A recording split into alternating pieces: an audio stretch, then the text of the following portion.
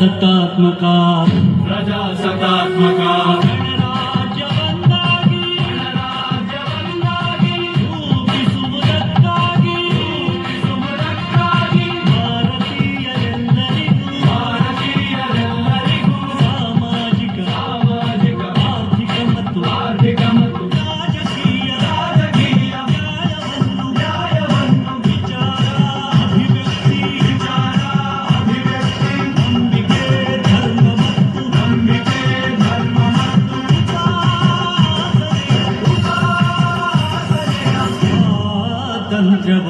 ಸ್ವಾತಂತ್ರ್ಯವನ್ನು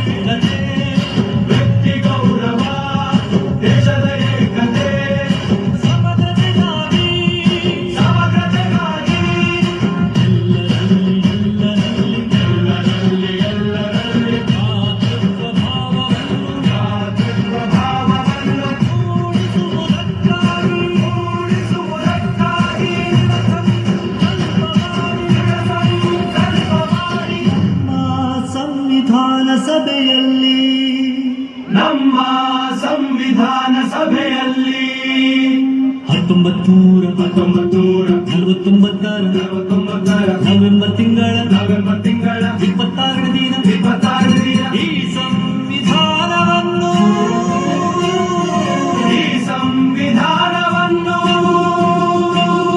ನಮಗೆ ನಾವೇ ಅರ್ಪಿಸಿಕೊಂಡು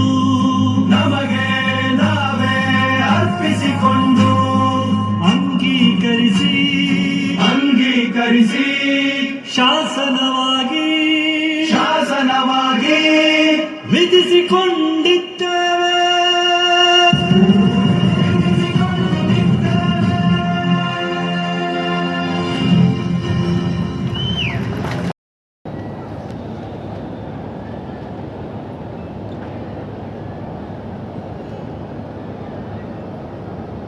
ಧನ್ಯವಾದಗಳು. ಮಾಡಿದವರ ಎಲ್ಲರ ಆತ್ಮಕ್ಕೆ ಶಾಂತಿ ಸಿಗಲಿ ಅಂತ ಹೇಳಿ ಕರ್ನಾಟಕ ಸಂವಿಧಾನ ಉಳಿಸಿ ಅಭಿಯಾನದ ಸದಸ್ಯರಿಗೆ ನಾನು ಹೃತ್ಪೂರ್ವಕವಾದ ಸ್ವಾಗತವನ್ನು ಕೋರ್ತಾ ಇದ್ದೀನಿ.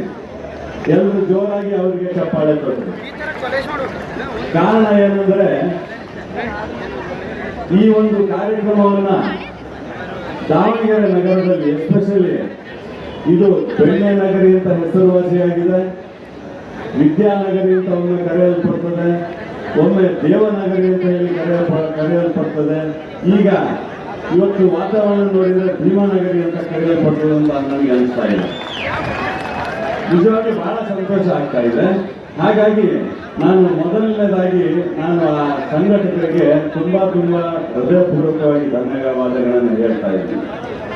ಎರಡನೇದಾಗಿ ಈ ಅಭೂತಪೂರ್ವವಾದ ಬೆಂಬಲ ಇಡೀ ರಾಜ್ಯಾದ್ಯಂತ ಸುಮಾರು 31 ಜಿಲ್ಲೆಗಳಿಂದ ಎಲ್ಲ ತಾಲೂಕುಗಳಿಂದ ನೀವೆಲ್ಲ ತಮ್ಮ ಈ ಒಂದು ಸುಡು ಬಿಸಿಲಿನಲ್ಲಿ ಸಂವಿಧಾನ ಪರೇಡ್ನಲ್ಲಿ ಹೆಜ್ಜೆಯನ್ನು ಹಾಕಿ ಎಷ್ಟು ಸುಸ್ತಾಗಿರ್ತೀರಾ, ಬಾಯಾರಿರ್ತೀರಾ, ಆದರೂ ಕೂಡ ಇಷ್ಟೊಂದು ಸ್ಪಿರಿಟ್ನಲ್ಲಿ ನಮ್ಮ ಈ ಭಾರತ ದೇಶದ ಸಂವಿಧಾನವನ್ನು ರಕ್ಷಣೆ ಮಾಡೋದಕ್ಕೆ ಏನು ಪಣ ತೆಗೆದುಕೊಂಡು ತಾವೆಲ್ಲ ಸೇರ್ಕೊಂಡಿದ್ದೀರಿ. ತಮಗೆ ಎಲ್ಲರಿಗೂ ಈ ಒಂದು ಮಧ್ಯ ಕರ್ನಾಟಕದ ದಾವಣಗೆರೆಗೆ ನಾನು ಮೊಟ್ಟ ಮೊದಲನೇದಾಗಿ ಮತ್ತೊಮ್ಮೆ ಸ್ವಾಗತವನ್ನು ಕೋರ್ತಾ ಇದ್ದೀನಿ. ಸ್ನೇಹಿತರೆ, ಈ ಒಂದು ಕಾರ್ಯಕ್ರಮಕ್ಕೆ ಹಗಲಿರುಳು ದುಡಿಯುತ್ತಿರುವ ಸ್ವಾಗತ ಸಮಿತಿಯ ಕೋಆರ್ಡಿನೇಟರ್ಗಳು ಮತ್ತು ಎಲ್ಲ ಜಿಲ್ಲೆಗಳಿಂದ ಬಂದಿರುವಂತಹ ಕೋಆರ್ಡಿನೇಟರ್ಗಳು ಮತ್ತೆ ಸದಸ್ಯರುಗಳು ಅವರೆಲ್ಲ ಬಂದಿದ್ದಾರೆ. ಅವ್ರಿಗೆಲ್ಲರಿಗೂ ಜೋರಾದ ಒಂದು ಚಪ್ಪಾಳೆ ತಟ್ಟೋಣ.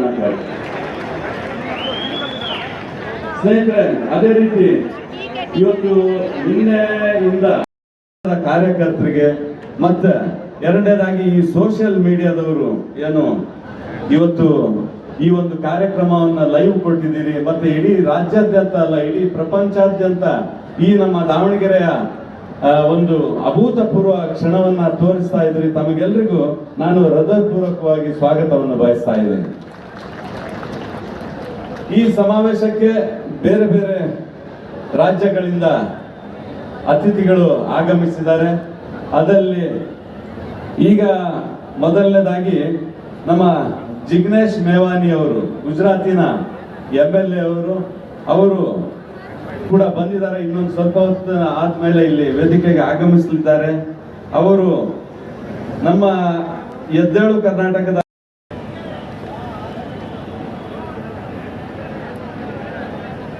HR ಬಸವರಾಜಪ್ಪನವರೇ, BT ಲಲಿತನಾಯ್ಕ ಅವರೇ, ಬಡವಿಪುರದ ನಾಗೇಂದ್ರ ಅವರೇ, ಗುರುಪ್ರಸಾದ್ ಕೆರಗೋಡ್ ಅವರೇ, ಹಾಗೆ ಕಾರ್ಯಕ್ರಮದ ಉದ್ಘಾಟನಾ ಮಾತನಾಡಲಿಕ್ಕೆ ಬಂದಿರುವಂತಹ ನಾಡೋಜ ಪರ್ಗು ರಾಮಚಂದ್ರಪ್ಪನವರೇ, ಅಲ್ಲಂಪುರ ಬೆಟ್ಟದವರವರೇ, ವೇದಿಕೆಯನ್ನು ಅಲಂಕರಿಸಿರುವ ಎಲ್ಲ ಗಣ್ಯಮಾನ್ಯರೇ, ನನ್ನ ಮುಂದೆ ನೆರೆದಿರುವಂಥ ಸಂವಿಧಾನ ಸಂರಕ್ಷಣೆಯ ಸೇನಾನಿಗಳೇ, ಸುದ್ದಿ ಮಾಧ್ಯಮದ ಗೆಳೆಯರೇ, ಇವತ್ತು ದೇಶ ತುಂಬ ಅಪಾಯದ ಅಂಚಿನಲ್ಲಿದೆ ಅನ್ನುವಂಥದ್ದು ನಮ್ಮೆಲ್ಲರಿಗೂ ಗೊತ್ತು.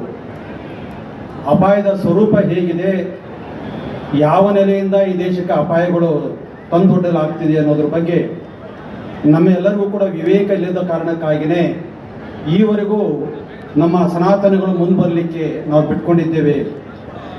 ಹಾಗಾಗಿಬಿಟ್ಟು 2,500 ವರ್ಷದ ಅಸಮಾನ ಸಮಾಜವೊಂದನ್ನು ಅಂಬೇಡ್ಕರ್ ಅವರು ಸಂವಿಧಾನ ಮುಖೇನ ಸಮಾನತೆಯ ಭಾರತವನ್ನು ಕಟ್ಟಿಕೊಟ್ಟಂಥದ್ದನ್ನು ಸಹಿಸಲಾಗದಿರುವಂಥ ಈ ದೇಶದ ಕೋಮುವಾದಿಗಳು, ಸನಾತನವಾದಿಗಳು, ಬಂಡವಾಳವಾದಿಗಳು ಸಂವಿಧಾನ ವಿನಾಶಕ್ಕೆ ಇವತ್ತು ಮುನ್ನಡೆಯನ್ನಿಟ್ಟಿದ್ದಾರೆ.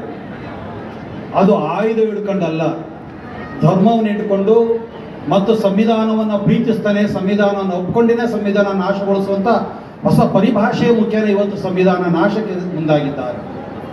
ಸನಾತನ ಗೆದ್ದಲು ಸಂವಿಧಾನದ ಸುತ್ತ ಈಗ ಹುತ್ತ ಕಟ್ಟುವ ಪ್ರಯತ್ನವೊಂದನ್ನು ಮಾಡ್ತಾ ಇದ್ದಾರೆ. ಕಾರಣ ಏನಂತಂದ್ರೆ, ಸಂವಿಧಾನ ಭಾರತೀಯ ಪ್ರಜೆಗಳೆಲ್ಲರೂ ಜಾತಿ, ಧರ್ಮ, ಭಾಷೆ, ಪ್ರದೇಶ ಎಲ್ಲದಿಂದಲೂ ಕೂಡ ಸಮ ಅಂತ ಹೇಳಿದಂಥ ಒಂದೇ ಕಾರಣಕ್ಕಾಗಿ ನಾವೆಲ್ಲರೂ ಒಂದು ಅನ್ನುವಂಥ ಪ್ರಜ್ಞೆಯನ್ನ ಈ ನಾಡಿ ಮೂಡಿಸಿದಂಥ ಸಂವಿಧಾನವನ್ನ ಇಲ್ಲವಾಗಿಸಿ ಮನುವಾದವೊಂದನ್ನು ಮತ್ತೆ ಜಾರಿಗೆ ತರುವಂಥ ದೊಡ್ಡ ಪ್ರಯತ್ನ ನಡೀತಿದೆ. ಈಗಾಗಲೇ ನಾವು ಮನು ಸಂಹಿತೆ ಒಂದನ್ನು ನಾವು ಡಿಕ್ಲೇರ್ ಮಾಡ್ತೀವಿ ಅಂತ ಹೇಳಿಕೊಳ್ಳುವ ಹಂತಕ್ಕೆ ಇವತ್ತು ಬಂದಿರುವುದನ್ನು ನಾವು ನೋಡ್ತಾ ಇದ್ದೇವೆ. ವಾಸ್ತವವಾಗಿ ಯಾರು ಸಂವಿಧಾನ ಪರ ಇದ್ದಾರೆ ಅಂತಂದ್ರೆ, ಸಂವಿಧಾನ ಹೇಳುವ ಆಶಯಗಳ ಪರವಾಗಿ ನಾವೆಲ್ಲರೂ ಇದ್ದೀವಂತಂತೇಳಿ, ಸಂವಿಧಾನ ಮೂಲಭೂತವಾಗಿ ಬಹುತ್ವವನ್ನ, ಬಲಿಷ್ಠ ಭಾರತವನ್ನ, ಸಮಗ್ರ ಭಾರತವನ್ನ, ಸಮೃದ್ಧ ಭಾರತವನ್ನ, ಸೌಹಾರ್ದ ಭಾರತವನ್ನ, ಭ್ರಾತೃತ್ವದ ಭಾರತವನ್ನ, ಸಮಾನತೆಯ ಭಾರತವನ್ನ ಕಟ್ಟುವುದು ಅದರ ಪರಮ ಆಶಯ. ಇವುಗಳು ಅವರಿಗೆ ಬೇಕಾಗಿಲ್ಲ. ಮತ್ತೆ ಯಥ ಪ್ರಕಾರ ಶೈಕ್ಷಣಿಕನ ಸಾಮಾಜಿಕ ವ್ಯವಸ್ಥೆಯನ್ನು ಜಾರಿಗೊಳಿಸುವುದು ಮತ್ತು ದಾಸ್ಯವನ್ನು ಮುನ್ನೆಲೆ ತರುವುದು, ಮಹಿಳೆಯರನ್ನು ಶೋಷಿಸುವುದು ಮತ್ತು ಬೆವರಿನ ಜನರನ್ನು ಶೋಷಿಸುವ ಉದ್ದೇಶ ಏನಿತ್ತಲ್ಲ ಅದನ್ನು ಮತ್ತೆ ತರುವ ಹುನ್ನಾರಗಳು ನಡೀತಿದ್ದಾವೆ. ಹಾಗಾಗಿಬಿಟ್ಟು ನಮ್ಮ ನಾಡುವ ಪ್ರಜಾಪ್ರಭುತ್ವದ ಸಿಂಹಾಸನ ಮೇಲೆ ಕೂತಿರುವಂಥವರು ಪ್ರಜಾಪ್ರಭುತ್ವದ ಮುಖವಾಡದೊಳಗೆ ಬಂಡವಾಳವಾದ, ಜಾತಿವಾದ, ಕೋಮುವಾದ ಇವತ್ತು ಮನೆ ಮಾಡಿಕೊಂಡು ಮಾತಾಡ್ತಿರುವುದನ್ನು ನಾವೆಲ್ಲರೂ ಕೂಡ ನೋಡ್ತಿದ್ದೇವೆ. ಈ ದೇಶದ ಆಯಕಟ್ಟಿನ ಜಾಗದಲ್ಲಿ ಕುಂತಿರುವವರೇ ಸಂವಿಧಾನವನ್ನು ವಿರೋಧಿಸಿದ್ದಾರೆ. ಜಂತರ್ ಮಂತ್ರ ಎದುರು ಭಾಗದಲ್ಲಿ ಸಂವಿಧಾನ ಸುಟ್ಟರೂ ಕೂಡ ಅವರಿಗೆ ಯಾವ ಶಿಕ್ಷೆನೂ ಕೂಡ ಕೊಟ್ಟಂತಹ ಸಾಧ್ಯತೆಗಳು ಇಲ್ಲ.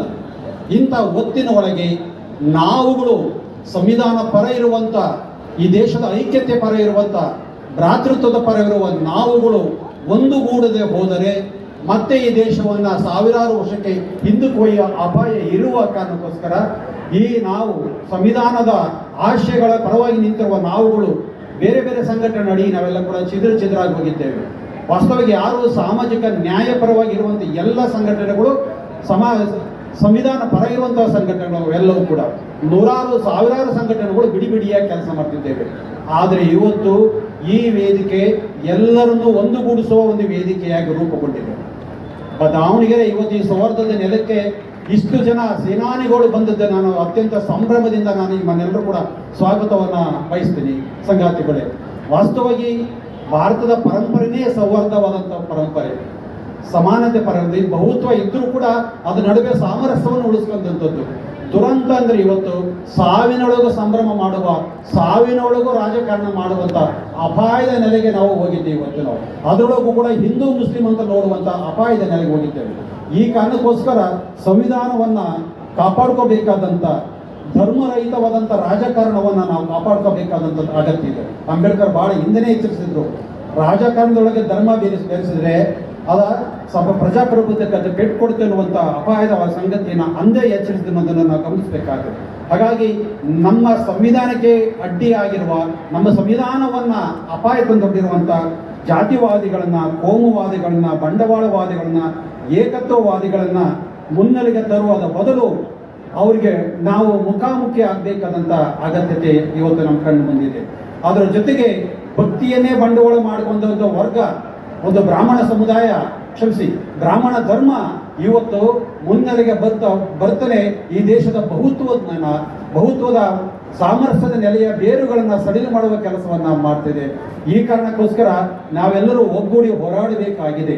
ಎಲ್ಲೆಲ್ಲಿ ಸಂವಿಧಾನಕ್ಕೆ ತಡೆಗೋಡೆಗಳು ಬರ್ತವೋ, ಯಾವ ಸರ್ಕಾರ, ಯಾವ ಪ್ರಭುತ್ವ, ಯಾವ ಪ್ರಜಾಪ್ರಭುತ್ವ ಹೆಸರಿರುವಂಥ ಪ್ರಭುತ್ವಗಳು ಯಾವ ಸಂವಿಧಾನಕ್ಕೆ ವಿರುದ್ಧವಿದ್ದವೋ ಅವುಗಳ ವಿರುದ್ಧ ನಾವು ನಿಲ್ಲಬೇಕಾದಂಥ ಒಂದು ದ್ರಾಷ್ಟ್ರತೆ ನಮ್ಮಲ್ಲಿ ರೂಪುಗೊಳ್ಳಬೇಕಾಗಿದೆ. ವಾಸ್ತವವಾಗಿ ನಮಗೆ ಅಂಬೇಡ್ಕರ್ ಮತ್ತು ಸಂವಿಧಾನ ಸರಿಯಾಗಿ ಅರ್ಥ ಆಗಿದ್ರೆ ಬಹುಶಃ ಇಂಥ ಅಪಾಯದ ಸಂದರ್ಭ ಇವತ್ತು ಎದುರಾಗ್ತಿರಲಿಲ್ಲ. ನಾನು ಹಿಂದೆ ಒಂದ್ಸಲ ಹೇಳಿದೆ, ನಾನು ಕರ್ನಾಟಕದ ಜನತೆಗೆ ಬಸವಣ್ಣ ಸರಿಯಾಗಿ, ಲಿಂಗಾಯತರಿಗೆ ಬಸವಣ್ಣ ಸರಿಯಾಗಿ ಅರ್ಥ ಆಗಿದ್ರೆ ಈ ನೆಲದೊಳಗೆ ಕೋಮುವಾದಿ ಸರ್ಕಾರ ಬರ್ತಾನೆ ಇರಲಿಲ್ಲ ಅಂತೇಳಿ. ಅಂಬೇಡ್ಕರ್ ಸರಿಯಾಗಿ ಅರ್ಥ ಆಗಿದ್ರೆ ದಲಿತರು ಇನ್ನೊಂದು ಕೋಮುವಾದಿ ಸರ್ಕಾರದ ಗರ್ಭದೊಳಗೆ ಗುರುತಿಸ್ಕೊತಿರ್ಲಿಲ್ಲ. ಈ ಕಾರಣಕ್ಕೋಸ್ಕರ ಸ್ನೇಹಿತರೆ, ನನಗೆ 5 ನಿಮಿಷ ಸಮಯ ಇದೆ. ಈ ಕಾರಣಕ್ಕೋಸ್ಕರ ಸಂವಿಧಾನವನ್ನು ಉಳಿಸ್ಕೋಬೇಕಾದದ್ದು ನಮ್ಮ ಆದ್ಯ ಕರ್ತವ್ಯ.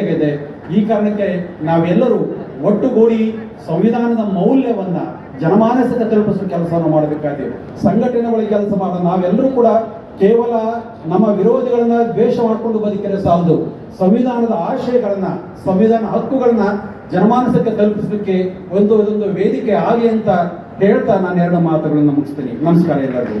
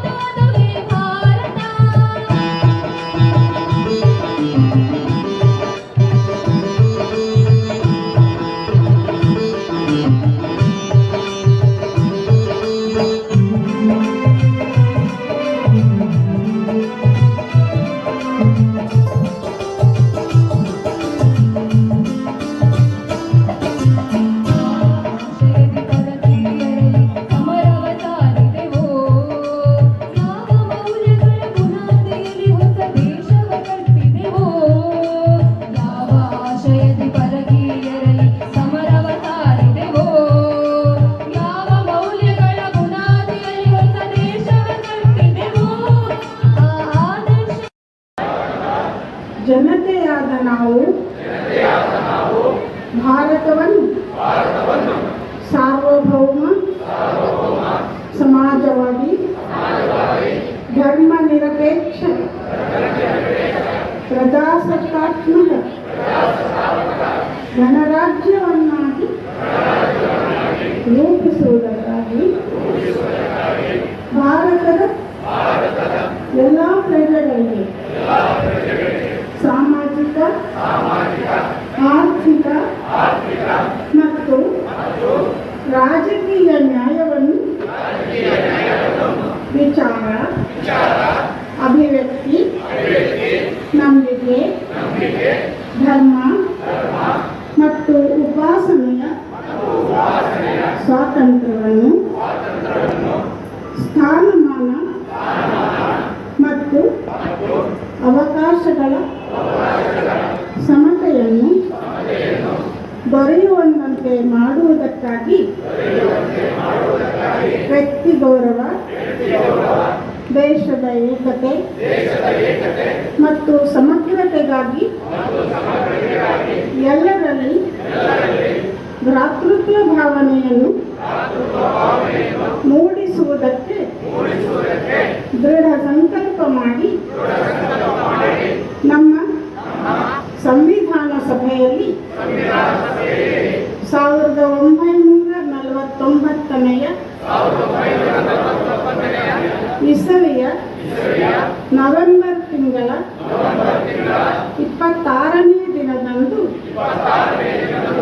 ಈ ಸಂವಿಧಾನವನ್ನು ನಮಗೆ ನಾವೇ ಅರ್ಪಿಸಿಕೊಂಡು ಅಂಗೀಕರಿಸಿ ಶಾಸನವಾಗಿ ವಿಧಿಸಿಕೊಂಡಿದ್ದೇವೆ.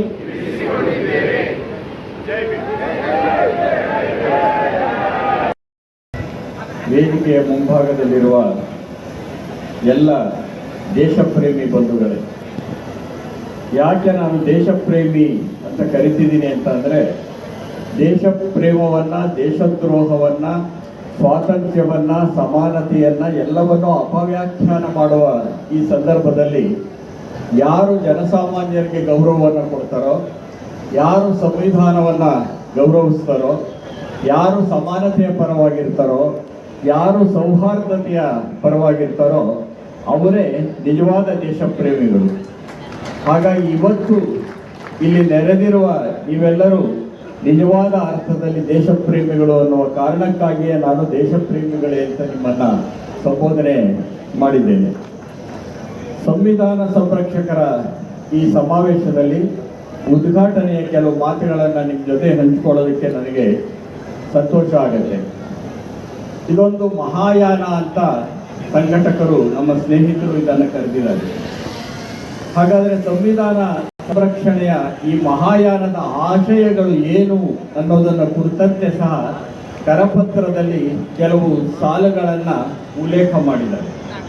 ಅದೊಂದು ಸಾಧ್ಯತೆಗಳ ಆಶಾವಾದ. ಅದು ಏನೆಲ್ಲ ಮಾಡೋಕ್ಕೆ ಸಾಧ್ಯ, ಜನ ಸಂಘಟಿತರಾದರೆ, ನಾವೆಲ್ಲ ಒಟ್ಟಿಗೆ ಸೇರಿದರೆ ಏನೆಲ್ಲ ಮಾಡೋಕ್ಕೆ ಸಾಧ್ಯ ಅಂದರೆ, ಸಾಮಾಜಿಕ ಶಕ್ತಿಯಾಗಿ ಸಾಧ್ಯತೆಯನ್ನು ವಿಸ್ತರಿಸೋದಕ್ಕೆ ಸಾಧ್ಯ, ಚೈತನ್ಯದ ಚಿಲುಮೆಯಾಗೋದಕ್ಕೆ ಸಾಧ್ಯ, ಪ್ರೀತಿಯ ಕಂಪನ್ನು ಪಸರಿಸುವುದಕ್ಕೆ ಸಾಧ್ಯ, ಭವಿಷ್ಯದ ಕನಸನ್ನು ಕಂಗೊಳಿಸುವಂತೆ ಮಾಡುವುದಕ್ಕೆ ಸಾಧ್ಯ, ದುಷ್ಟಶಕ್ತಿಗಳಿಗೆ ಕಡಿವಾಣ ಹಾಕೋದಕ್ಕೆ ಸಾಧ್ಯ, ಆಳುವವರನ್ನು ಪ್ರಶ್ನಿಸಲು ಸಾಧ್ಯ. ಇದು ಬಹಳ ಮುಖ್ಯವಾದ್ದು. ಆಳುವವರನ್ನು ಪ್ರಶ್ನಿಸಲು ಸಾಧ್ಯ. ಅಷ್ಟೇ ಅಲ್ಲ, ಆಳ್ವಿಕೆಯನ್ನು ಬದಲಾಯಿಸಲು ಸಾಧ್ಯ. ಹಾಗಾಗಿ ಪ್ರಜಾತಂತ್ರದ ಬುನಾದಿಯನ್ನು ಭದ್ರಗೊಳಿಸಲು ಸಾಧ್ಯ. ಇದು ಈ ಸಮಾವೇಶವನ್ನು ಆಯೋಜಿಸಿರುವ ಸ್ನೇಹಿತರು ತಮ್ಮ ಕರಪತ್ರದಲ್ಲಿ ಹೇಳುವ ಸಾಧ್ಯತೆಗಳ ಒಂದು ಪಟ್ಟಿ. ಅಂದರೆ ಜನ ಒಂದುಗೂಡಿದರೆ ಯಾವುದೂ ಅಸಾಧ್ಯವಲ್ಲ ಅಂತ. ಜನಶಕ್ತಿಯ ಮುಂದೆ ಯಾವ ಶಕ್ತಿಯೂ ನಿಲ್ಲೋದಿಲ್ಲ ಅನ್ನೋದು ಬಹಳ ಮುಖ್ಯವಾದದ್ದು. ಆದ್ದರಿಂದ ಜನಶಕ್ತಿಯೇ ಅಂತಿಮವಾದದ್ದು, ಜನಶಕ್ತಿಯೇ ಎಲ್ಲ ಸಾಧ್ಯತೆಗಳನ್ನು ಸಾಕಾರವನ್ನು ಮಾಡತಕ್ಕಂಥದ್ದು. ಅಂಥ ಜನಶಕ್ತಿಯನ್ನೊಂದನ್ನು ಸಂಘಟಿಸುವುದರ ಮುಖಾಂತರವಾಗಿ ಸಂವಿಧಾನದ ಆಶಯಗಳೇನಿದ್ದು ಅದು ಸಾಕಾರಗೊಳ್ಳುವಂತೆ ಮಾಡುವ ಒಂದು ಸಂಕಲ್ಪದ ದಿನ ಮತ್ತು ಸಂಕಲ್ಪದ ಸಮಾವೇಶ ಇದು ಅಂತ ನಾನು ಭಾವಿಸಿಕೊಂಡಿದ್ದೇನೆ. ಆದರೆ ಇವತ್ತು ನಾವು ಎಂಥ ಸಂಕೀರ್ಣವಾದ ಸಂದರ್ಭವನ್ನು ಹಾದು ಹೋಗ್ತಾ ಇದ್ದೇವೆ ಅಂತ ಅಂದರೆ, ಇಲ್ಲಿ ಸಂವಿಧಾನ ಸಂರಕ್ಷಣೆ ಮಾಡಬೇಕು ಅಂತ ಒಂದು ಸಮಾವೇಶ ನಡೀತಿರೋ ಸಂದರ್ಭದಲ್ಲಿ ಏನೇನೆ ಅವರ ಆಶಯಗಳಲ್ಲಿ ಅಥವಾ ಸಾಧ್ಯತೆಗಳಲ್ಲಿ ಒಂದು ಮಾತು ಬಂತು, ಪ್ರಶ್ನೆಗಳನ್ನು ಮಾಡುವುದು ಸಾಧ್ಯ ಅಂತ. ನಾನು ಅದರ ಜೊತೆಗೆ ಪ್ರಶ್ನೆಗಳನ್ನು ಮಾಡುವುದು ಮತ್ತು ಪ್ರಶ್ನಿಸಿಕೊಳ್ಳುವುದು ಇವೆರಡೂ ಬಹಳ ಮುಖ್ಯ ಅಂತ ನಾನು ಭಾವಿಸ್ಕೊಂಡಿದ್ದೇನೆ.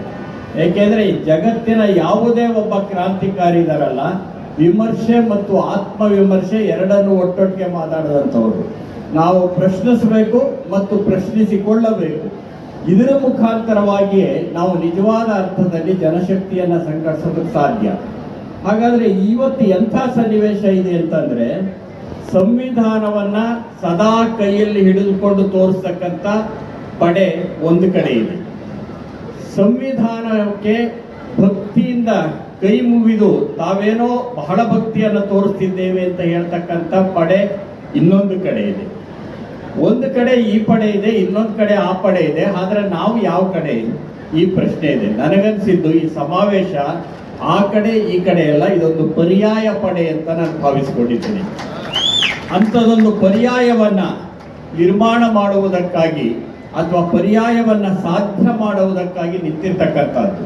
ಹಾಗಾದರೆ ನಾವು ಮಾಡಬೇಕಾಗಿರುವಂಥ ಪ್ರಶ್ನೆ ಯಾವುದು ಅಂತಂದರೆ, ಕೈಯಲ್ಲಿ ಸಂವಿಧಾನವನ್ನು ಹಿಡ್ಕೊಂಡಿರೋರು ಆ ಕೃತಿ ಕರಡಿಗೆ ಹೋಗಿದೆಯೇ ಅಂತ ಪ್ರಶ್ನೆಯನ್ನು ಮಾಡಬೇಕು. ಕೊರಡಲ್ಲಿದ್ದರೆ ಸಾಲದು, ಕೈಯಲ್ಲಿದ್ದರೆ ಸಾಲದು, ಕರಳಿಗೆ ಹೋಗಿದೆಯೇ ಅನ್ನೋ ಪ್ರಶ್ನೆಯನ್ನು ಮಾಡಬೇಕು. ನಮಸ್ಕರಿಸಿ ಕೈಗಳಿಂದ ಭಕ್ತಿಯನ್ನು ತೋರಿಸ್ತಕ್ಕಂಥವ್ರು ಇದ್ದಾರಲ್ಲ, ಅವರ ಅಂತರಂಗದ ಭಾಷೆ ಸಂವಿಧಾನ ಆಗಿದೆಯಾ ಇಲ್ವಾ ಅಂತ ಪ್ರಶ್ನೆಯನ್ನ ಮಾಡಬೇಕು. ಇಂಥ ಪ್ರಶ್ನೆಯನ್ನ ಮಾಡುವ ಸಂದರ್ಭದ ಒಳಗಡೆ ನಾವು ನಿಂತಿದ್ದೇವೆ. ಯಾಕೆ ಅಂತಂದ್ರೆ 1949 ನವೆಂಬರ್ 25ನೇ ತಾರೀಕು ಅಂದರೆ ಸಂವಿಧಾನ ಸ್ವೀಕಾರವಾಗುವುದಕ್ಕಿಂತ ಒಂದು ದಿನ ಮುಂಚೆ ಡಾಕ್ಟರ್ ಅಂಬೇಡ್ಕರ್ ಅವರು ಸಂವಿಧಾನ ಸಭೆಯಲ್ಲಿ ಒಂದು ಮಾತನ್ನ ಹೇಳ್ತಾರೆ.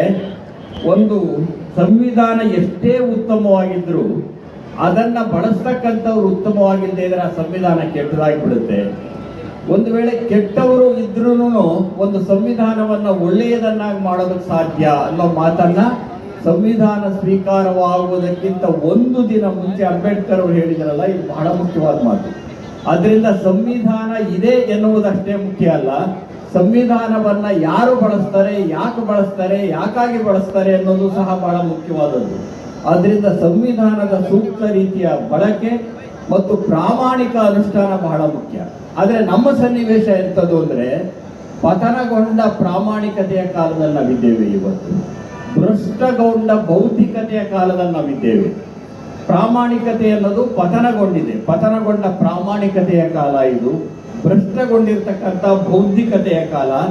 ಯಾಕೆ ಮಾತು ಹೇಳ್ತಿದ್ದೀನಿ ಅಂದ್ರೆ ನಮ್ಮ ಬೌದ್ಧಿಕ ವಲಯವೇ ಬಹಳ ವಿಶೇಷವಾದ ರೀತಿಯಲ್ಲಿ, ವಿಕೃತವಾದಂತಹ ರೀತಿಯಲ್ಲಿ ವಿಭಜಿತಗೊಂಡಿರುವ ಬೌದ್ಧಿಕ ವಲಯ ನಮಗಿದೆ. ಅದು ಪಕ್ಷಗಳಾಗಿ ವಿಭಜಿತಗೊಂಡಿದೆ, ಜಾತಿಗಳಾಗಿ ವಿಭಜಿತಗೊಂಡಿದೆ, ಧರ್ಮವಾಗಿ ವಿಭಜಿತಗೊಂಡಿದೆ, ಪೂರ್ವಗ್ರಹಗಳಾಗಿ ವಿಭಜಿತಗೊಂಡಿದೆ. ಇಂಥ ವಿಭಜಿತಗೊಂಡಿರುವ ಬೌದ್ಧಿಕ ವಲಯ ನಮ್ಮ ದೇಶಕ್ಕೆ ಏನನ್ನ ಕೊಡಬಹುದು? ಇದಕ್ಕೆ ಅಪವಾದಗಳು ಇಲ್ಲ ಅಂತ ನಾನು ಹೇಳೋದಿಲ್ಲ. ಬಹುಪಾಲು ನೀವು ಗಮನಿಸಿ, ಯಾರಾದರೂ ಒಂದು ದೂರದರ್ಶನದಲ್ಲಿ ಅಥವಾ ಟಿವಿ ಚಾನಲ್ ಕೂತ್ಕೊಂಡು ಅವ್ರು ಮಾತಾಡ್ತಿದ್ದಾರೆ ಅಂದ್ರೆ ಅವ್ರ ಮುಖವನ್ನ ನೋಡಿದ ಕೂಡಲೇ ಇವರು ಬಿಜೆಪಿ ಪರವಾಗಿ ಮಾತಾಡ್ತಾರೆ, ಇವರು ಕಾಂಗ್ರೆಸ್ ಪರವಾಗಿ ಮಾತಾಡ್ತಾರೆ, ಇವರು JDS ಪರವಾಗಿ ಮಾತಾಡ್ತಾರೆ ಅಂತ ಹೇಳ್ಬೋದಾದಷ್ಟು. ಆದ್ರೆ ಕೆಳಗಡೆ ಚಿಂತಕರು ಅಂತ ಹಾಕಿರ್ತಾರೆ. ಅಂದ್ರೆ ಯಾವಾಗ ನಿಮಗೆ ಒಂದು ಪಕ್ಷ ಬದ್ಧತೆ ಇರಬಾರದು ಅಂತ ನಾನು ಹೇಳ್ತಿಲ್ಲ. ನಾವು ಬುದ್ಧಿಜೀವಿಗಳು ಅನ್ನೋದ್ರ ಬದಲು ಪಕ್ಷ ಸೇರ್ಬಿಟ್ರೆ ಒಳ್ಳೇದು. ಪಕ್ಷ ಪರವಾಗಿರೋ ಪ್ರಜಾಪ್ರಭುತ್ವದಲ್ಲಿ ಪಕ್ಷಗಳಿವೆ, ಸಮಾಜದಲ್ಲಿ ಜಾತಿಗಳಿವೆ, ಧರ್ಮಗಳಿವೆ, ಇವೆಲ್ಲವೂ ಇವೆ, ಅದನ್ನು ಒಪ್ಕೊಳ್ಳೇಬೇಕು. ಆದರೆ ಜಾತಿವಾದವಾಗಬಾರದು, ಧರ್ಮ ಧಾರ್ಮಿಕ ಮೂಲಭೂತವಾಗಬಾರದು. ಪಕ್ಷ ಇದೆಯಲ್ಲ, ಆ ಪಕ್ಷ ಎಲ್ಲವನ್ನೂ ಬಲ್ಲೆ ಅನ್ನುವಂತಹ ಸರ್ವಜ್ಞತೆಯನ್ನ, ಪರಮಾಧಿಕಾರವನ್ನ ಪ್ರದರ್ಶಿಸಬಾರದು. ಪ್ರಜಾಪ್ರಭುತ್ವದಲ್ಲಿ ಪಕ್ಷ ಬೇಕು, ಪಕ್ಷಗಳಿರುತ್ತವೆ. ಈ ಸಮಾಜದಲ್ಲಿ ಜಾತಿಗಳಿವೆ, ಅದೊಂದು ವಾಸ್ತವ, ಆದರೆ ಅದು ಜಾತಿವಾದ ಆಗಬಾರದು. ಧರ್ಮಗಳಿವೆ, ಅದೊಂದು ವಾಸ್ತವ, ಆದರೆ ಅದು ಧಾರ್ಮಿಕ ಮೂಲಭೂತವಾದವಾಗಬಾರದು. ಆದರೆ ಇವತ್ತೇನಾಗಿದೆ, ಇದಕ್ಕೆ ವಿರುದ್ಧವಾದಂಥ ದಿಕ್ಕಿನಲ್ಲಿ ನಾವು ಹೋಗ್ತಾ ಇದ್ದೇವೆ. ಅಂದರೆ ಇಡೀ ಬೌದ್ಧಿಕ ವಲಯವೇ ವಿಭಜಿತಗೊಂಡಿರುವ ಈ ಸಂದರ್ಭದಲ್ಲಿ ನಾವು ಜನಗಳಿಗೆ ಏನನ್ನ ಕೊಡ್ತಿದ್ದೇವೆ? ಎಷ್ಟು ಮಟ್ಟಿಗೆ ವಿಭಜಿತಗೊಂಡಿದೆ ಅಂದರೆ ಯಾರು ಪ್ರಗತಿಪರ ಅಲ್ಲ, ಯಾರು ಪ್ರಗತಿಪರ ಅನ್ನೋದನ್ನ, ಯಾರು ದೇಶ ಪ್ರೇಮಿ ಅಲ್ಲ ಅನ್ನೋದನ್ನ ಹಿಂದೂ ಮುಸ್ಲಿಂ ಆಧಾರದಲ್ಲಿಯೇ ನಿರ್ಧರಿಸುವಂತಹ ಒಂದು ವಿಶಿಷ್ಟವಾದ ವಿಕೃತ ಸಂದರ್ಭದಲ್ಲಿ ನಾವಿದ್ದೇವೆ. ಯಾರು ಪ್ರಗತಿಪರ ಅಲ್ಲ, ಯಾರು ದೇಶ ಪ್ರೇಮಿ ಅಲ್ಲ ಅನ್ನೋದಕ್ಕೆ ಧರ್ಮಾಧಾರಿತವಾದಂಥ ಮಾನದಂಡಗಳನ್ನು ಅನ್ವಯಿಸೋದಿದೆಯಲ್ಲ, ಅದು ಸಂವಿಧಾನಬದ್ಧವಾದದ್ದು ಅಲ್ಲ, ನಿಜವಾದ ಅರ್ಥದಲ್ಲಿ ಸಮಾನತೆಯ ಆಶಯವೂ ಅಲ್ಲ, ಜನಪರವಾದದ್ದು ಅಲ್ಲ. ಇಂಥದೊಂದು ವಿಶೇಷ ಅಂತಂದ್ರೆ ವಿಕೃತವಾಗಿರುವಂತಹ ಸಂದರ್ಭದ ಒಳಗಡೆ ನಾವಿದ್ದೇವೆ. ಆದರೆ ನಮ್ಮ ಪರಂಪರೆ ಇದೆಯಲ್ಲ, ಅದು ಬಹಳ ಮುಖ್ಯ. ಇವರ ಕರಪತ್ರದ ಒಂದು ಕಡೆ ಜೈ ಜನಸಾಮಾನ್ಯ ಅನ್ನೋ ಒಂದು ಮಾತಿದೆ. ಅದು ಜೈ ಭೀಮ್ ಇದೆ, ಜೈ ಸಂವಿಧಾನ ಇದೆ, ಜೈ ಜನಸಾಮಾನ್ಯ ಅನ್ನೋದು. ಜನಸಾಮಾನ್ಯರಿಗೆ ನಾವು ನಮ್ಮ ಪರಂಪರೆಯ ಮುಖಾಂತರವಾಗಿ ತಲುಪಬೇಕಾಗಿರುವಂಥ ಸಂದರ್ಭದಲ್ಲಿದ್ದೇವೆ. ನಮ್ಮ ಪರಂಪರೆ ಎಷ್ಟು ದೊಡ್ಡದು ಅನ್ನೋದನ್ನ ನೀವು ಯೋಚನೆ ಮಾಡಿ. ಈ ಸಂದರ್ಭದ ಒಳಗಡೆ ಇವತ್ತು ಬಿಕ್ಕಟ್ಟು ಬಂದಿರೋದು ಏನು ಅಂತಂದ್ರೆ, 20ನೇ ಶತಮಾನದಲ್ಲಿ ನಾವು ಸಮಾನತೆಯನ್ನು ಕುರಿತು ಹೆಚ್ಚು ಮಾತಾಡ್ತಾ ಇದ್ವಿ. ಆದರೆ 21ನೇ ಶತಮಾನದಲ್ಲಿ ನಾವು ಸೌಹಾರ್ದತೆಯನ್ನು ಕುರಿತು ಹೆಚ್ಚು ಮಾತಾಡುವಂಥ ಸ್ಥಿತಿ ಬಂದಿದೆ. ಅಂದರೆ ನಮ್ಮ ಆಶಯಗಳು ಪಲ್ಲಟಗೊಂಡಿರುವಂತಹ ಸಂದರ್ಭದ ಒಳಗಡೆ ನಾವಿದ್ದೇವೆ. ಇದಕ್ಕೆ ಕಾರಣ ಏನು? 20ನೇ ಶತಮಾನದಲ್ಲಿ ಮಾನವೀಯತೆಯನ್ನು ಕುರಿತು ಮಾತಾಡ್ತಾ ಇದ್ವಿ. 21ನೇ ಶತಮಾನದಲ್ಲಿ ಮಾನವೀಯತೆಯ ಜಾಗವನ್ನು ಮತೀಯತೆ ಆಕ್ರಮಿಸಿಕೊಂಡಿದೆ. 20ನೇ ಶತಮಾನದಲ್ಲಿ ರಾಷ್ಟ್ರೀಕರಣ ಬಹಳ ಆದ್ಯತೆಯಾಗಿತ್ತು. 21ನೇ ಶತಮಾನದಲ್ಲಿ ಖಾಸಗೀಕರಣ ಆದ್ಯತೆ ಆಗಿರೋ ಸಂದರ್ಭದಲ್ಲಿದ್ದೇವೆ ನಾವು. 20ನೇ ಶತಮಾನದಲ್ಲಿ ಪ್ರಜಾಸತ್ತಾತ್ಮಕ ಸಂವಾದ ಇದೆಯಲ್ಲ, ಸಂವಾದ ನಮ್ಮ ದೊಡ್ಡ ಆಶಯವಾಗಿತ್ತು. ಆದರೆ 21ನೇ ಶತಮಾನದಲ್ಲಿ ಧಾರ್ಮಿಕ ಜಾತಿಯ ಉನ್ಮಾದ ಜಾಸ್ತಿ ಆಗಿರೋ ಸಂದರ್ಭದಲ್ಲಿದ್ದೇವೆ. ಇಂಥ ಸಂದರ್ಭದಲ್ಲಿ ಜನಸಾಮಾನ್ಯರಿಗೆ ನಾವು ತಲುಪಬೇಕಾದ್ರೆ ನಮ್ಮ ಪರಂಪರೆಯಲ್ಲಿರ್ತಕ್ಕಂಥ ಕೆಲವು ಅಂಶಗಳ ಮುಖಾಂತರ, ನಿದರ್ಶನಗಳ ಮುಖಾಂತರ ನಾವು ಜನಗಳಿಗೆ ತಲುಪಬೇಕಾಗಿದೆ. ಹಾಗಾದರೆ ನಮ್ಮ ಪರಂಪರೆ ಎಂಥದ್ದು, ನಮ್ಮ ಭಾರತ ಎಂಥದ್ದು, ಇದರ ಸೌಂದರ್ಯ ಏನು, ಇದರ ಸತ್ವ ಏನು ಅಂತ ಪ್ರಶ್ನೆ ಮಾಡಿಕೊಂಡಾಗ ಸಂವಿಧಾನ ಸಭೆಯಲ್ಲಿ ನಡೆದ ಒಂದು ಚರ್ಚೆ ನನಗೆ ನೆನಪಿಗೆ ಬರುತ್ತೆ. ಹಿಂದೂ ಧರ್ಮಕ್ಕೆ ಬದ್ಧವಾಗಿರ್ತಕ್ಕಂತಹ ಡಾಕ್ಟರ್ ಎಸ್ ರಾಧಾಕೃಷ್ಣನ್ ಅವರು, ಹಿಂದೂ ಧರ್ಮವನ್ನು ಒಪ್ಪದೇ ಇರತಕ್ಕಂಥ ಡಾಕ್ಟರ್ ಅಂಬೇಡ್ಕರ್ ಅವರು ಇಬ್ಬರೂ ಸಹ ಸಮಾನವಾಗಿ ಧಾರ್ಮಿಕ ಸ್ವಾತಂತ್ರ್ಯವನ್ನು ಪ್ರತಿಪಾದನೆ ಮಾಡ್ತಾರೆ. ಈ ದೇಶದಲ್ಲಿ ಎಲ್ಲ ಧರ್ಮಗಳು ಸಮಾನ ಅಂತ ಹಿಂದೂ ಧರ್ಮಕ್ಕೆ ಬದ್ಧವಾದ ರಾಧಾಕೃಷ್ಣನ್ ಸಹ ಹೇಳ್ತಾರೆ. ಹಿಂದೂ ಧರ್ಮವನ್ನು ಒಪ್ಪದೇ ಇರತಕ್ಕಂಥ ಅಂಬೇಡ್ಕರ್ ಅವರು ಹೇಳ್ತಾರಲ್ಲ, ಇದು ನಮ್ಮ ಭಾರತ. ಅಂದರೆ ವಿಭಿನ್ನವಾದ ಧರ್ಮಗಳಿಗೆ ಸೇರಿದ ಸಂದರ್ಭದಲ್ಲಿಯೂ ಸಹ ಈ ದೇಶದಲ್ಲಿ ಧಾರ್ಮಿಕ ಸಮಾನತೆ ಇರಬೇಕು, ಧಾರ್ಮಿಕ ಸ್ವಾತಂತ್ರ್ಯ ಇರಬೇಕು ಅಂತ ಇಬ್ಬರು ಪ್ರತಿಪಾದನೆ ಮಾಡಿದ್ದಿದೆಯಲ್ಲ, ಇದು ನಮ್ಮ ಭಾರತ ಅಂತ ನಾನು ಭಾವಿಸ್ಕೊಂಡಿದ್ದೇನೆ. ಹಾಗೆ ಸ್ವಾತಂತ್ರ್ಯ ಹೋರಾಟ ನಡೆಸಿದ ಸಂದರ್ಭದಲ್ಲಿ ಅಶ್ವಖುಲ್ಲಾ ಖಾನ್ ಅಂತ ಒಬ್ಬ ವ್ಯಕ್ತಿ, ಹಾಗೆ ರಾಮ್ ಪ್ರಸಾದ್ ಅನ್ನುವಂಥ ಇನ್ನೊಬ್ಬ ವ್ಯಕ್ತಿ. ಅಶ್ವಖುಲ್ಲಾ ಖಾನ್ ಮತ್ತು ರಾಮ್ ಪ್ರಸಾದ್ ಇಬ್ಬರು ಸೋದರರಂತೆ ಸ್ನೇಹಿತರಾಗಿರ್ತಕ್ಕಂಥವರು. ಒಟ್ಟಿಗೆ ಸ್ವಾತಂತ್ರ್ಯ ಹೋರಾಟವನ್ನು ಮಾಡಿದರು. ಬ್ರಿಟಿಷರು ಇಬ್ಬರನ್ನು ಒಂದೇ ದಿವಸ ಗಲ್ಲಿಗೇರಿಸ್ತಾರೆ.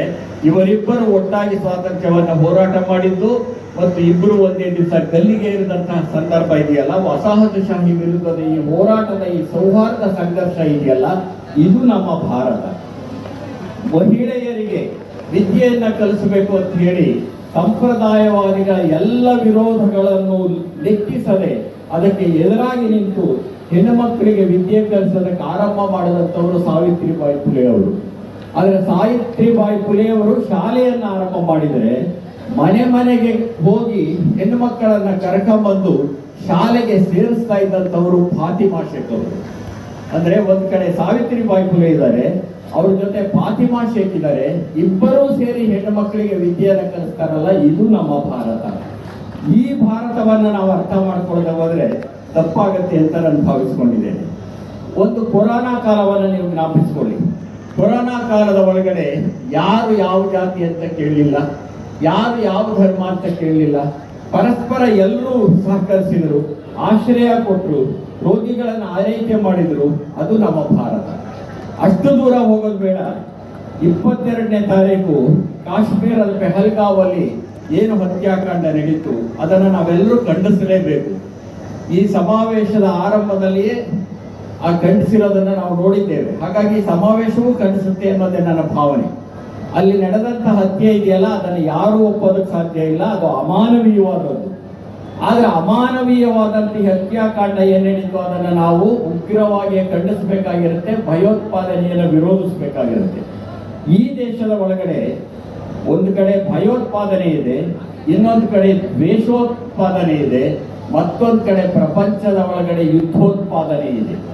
ಆ ಯುದ್ಧೋತ್ಪಾದನೆಯೂ ನಮಗೆ ಬೇಡ ಇಲ್ಲ, ಭಯೋತ್ಪಾದನೆಯೂ ನಮಗೆ ಬೇಡ, ದ್ವೇಷೋತ್ಪಾದನೆಯೂ ಬೇಡ. ಯಾಕೆಂದ್ರೆ ಮೂರು ಹಿಂಸೆಯನ್ನು ಉಂಟು ಮಾಡುತ್ತವೆ, ಜನಗಳಿಗೆ ಹಿಂಸೆ ಕೊಡುತ್ತವೆ, ಕಡೆಗೆ ಸಾವನ್ನು ಬಯಸುತ್ತವೆ, ಬಲಿ ತೆಗೆದುಕೊಳ್ಳುತ್ತವೆ. ಇಂಥದನ್ನು ನಾವು ಖಂಡಿಸಬೇಕು ಮತ್ತು ವಿರೋಧಿಸಬೇಕು.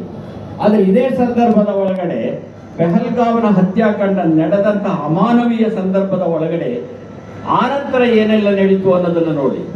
ಕರ್ನಾಟಕದ ಒಬ್ಬ ಹೆಣ್ಣು ಮಗಳು ಪಲ್ಲವಿ ಅನ್ನೋರು ತಮ್ಮ ಪತಿಯನ್ನ ಕಳ್ಕೊಂಡಿರ್ತಕ್ಕಂಥವ್ರು ಹೇಳಿದರು, ಪತಿಯನ್ನ ಕಳ್ಕೊಂಡ ಮೇಲೆ 3 ಜನ ಮುಸ್ಲಿಮರು ನನ್ನನ್ನ ಮತ್ತು ನನ್ನ ಮಗನನ್ನ ರಕ್ಷಣೆ ಮಾಡಿಕೊಂಡು 1 ಗಂಟೆಗಳ ಕಾಲ ರಕ್ಷಣೆ ಮಾಡ್ಕೊಂಡು ಕರ್ಕೊಂಡೋಗಿ ಬಹಳ ಸುರಕ್ಷಿತ ಜಾಗಕ್ಕೆ ಬಿಟ್ಟರು ಅಂತ ಹೇಳಿದರು. ಇದು ಭಾರತದ ಸಂಕೇತ. ಅಂದ್ರೆ ಏನೆಲ್ಲ ನಡೀತು ಅನ್ನೋದನ್ನು ನಾವು ಯೋಚನೆ ಮಾಡಬೇಕಾಗಿರುತ್ತೆ.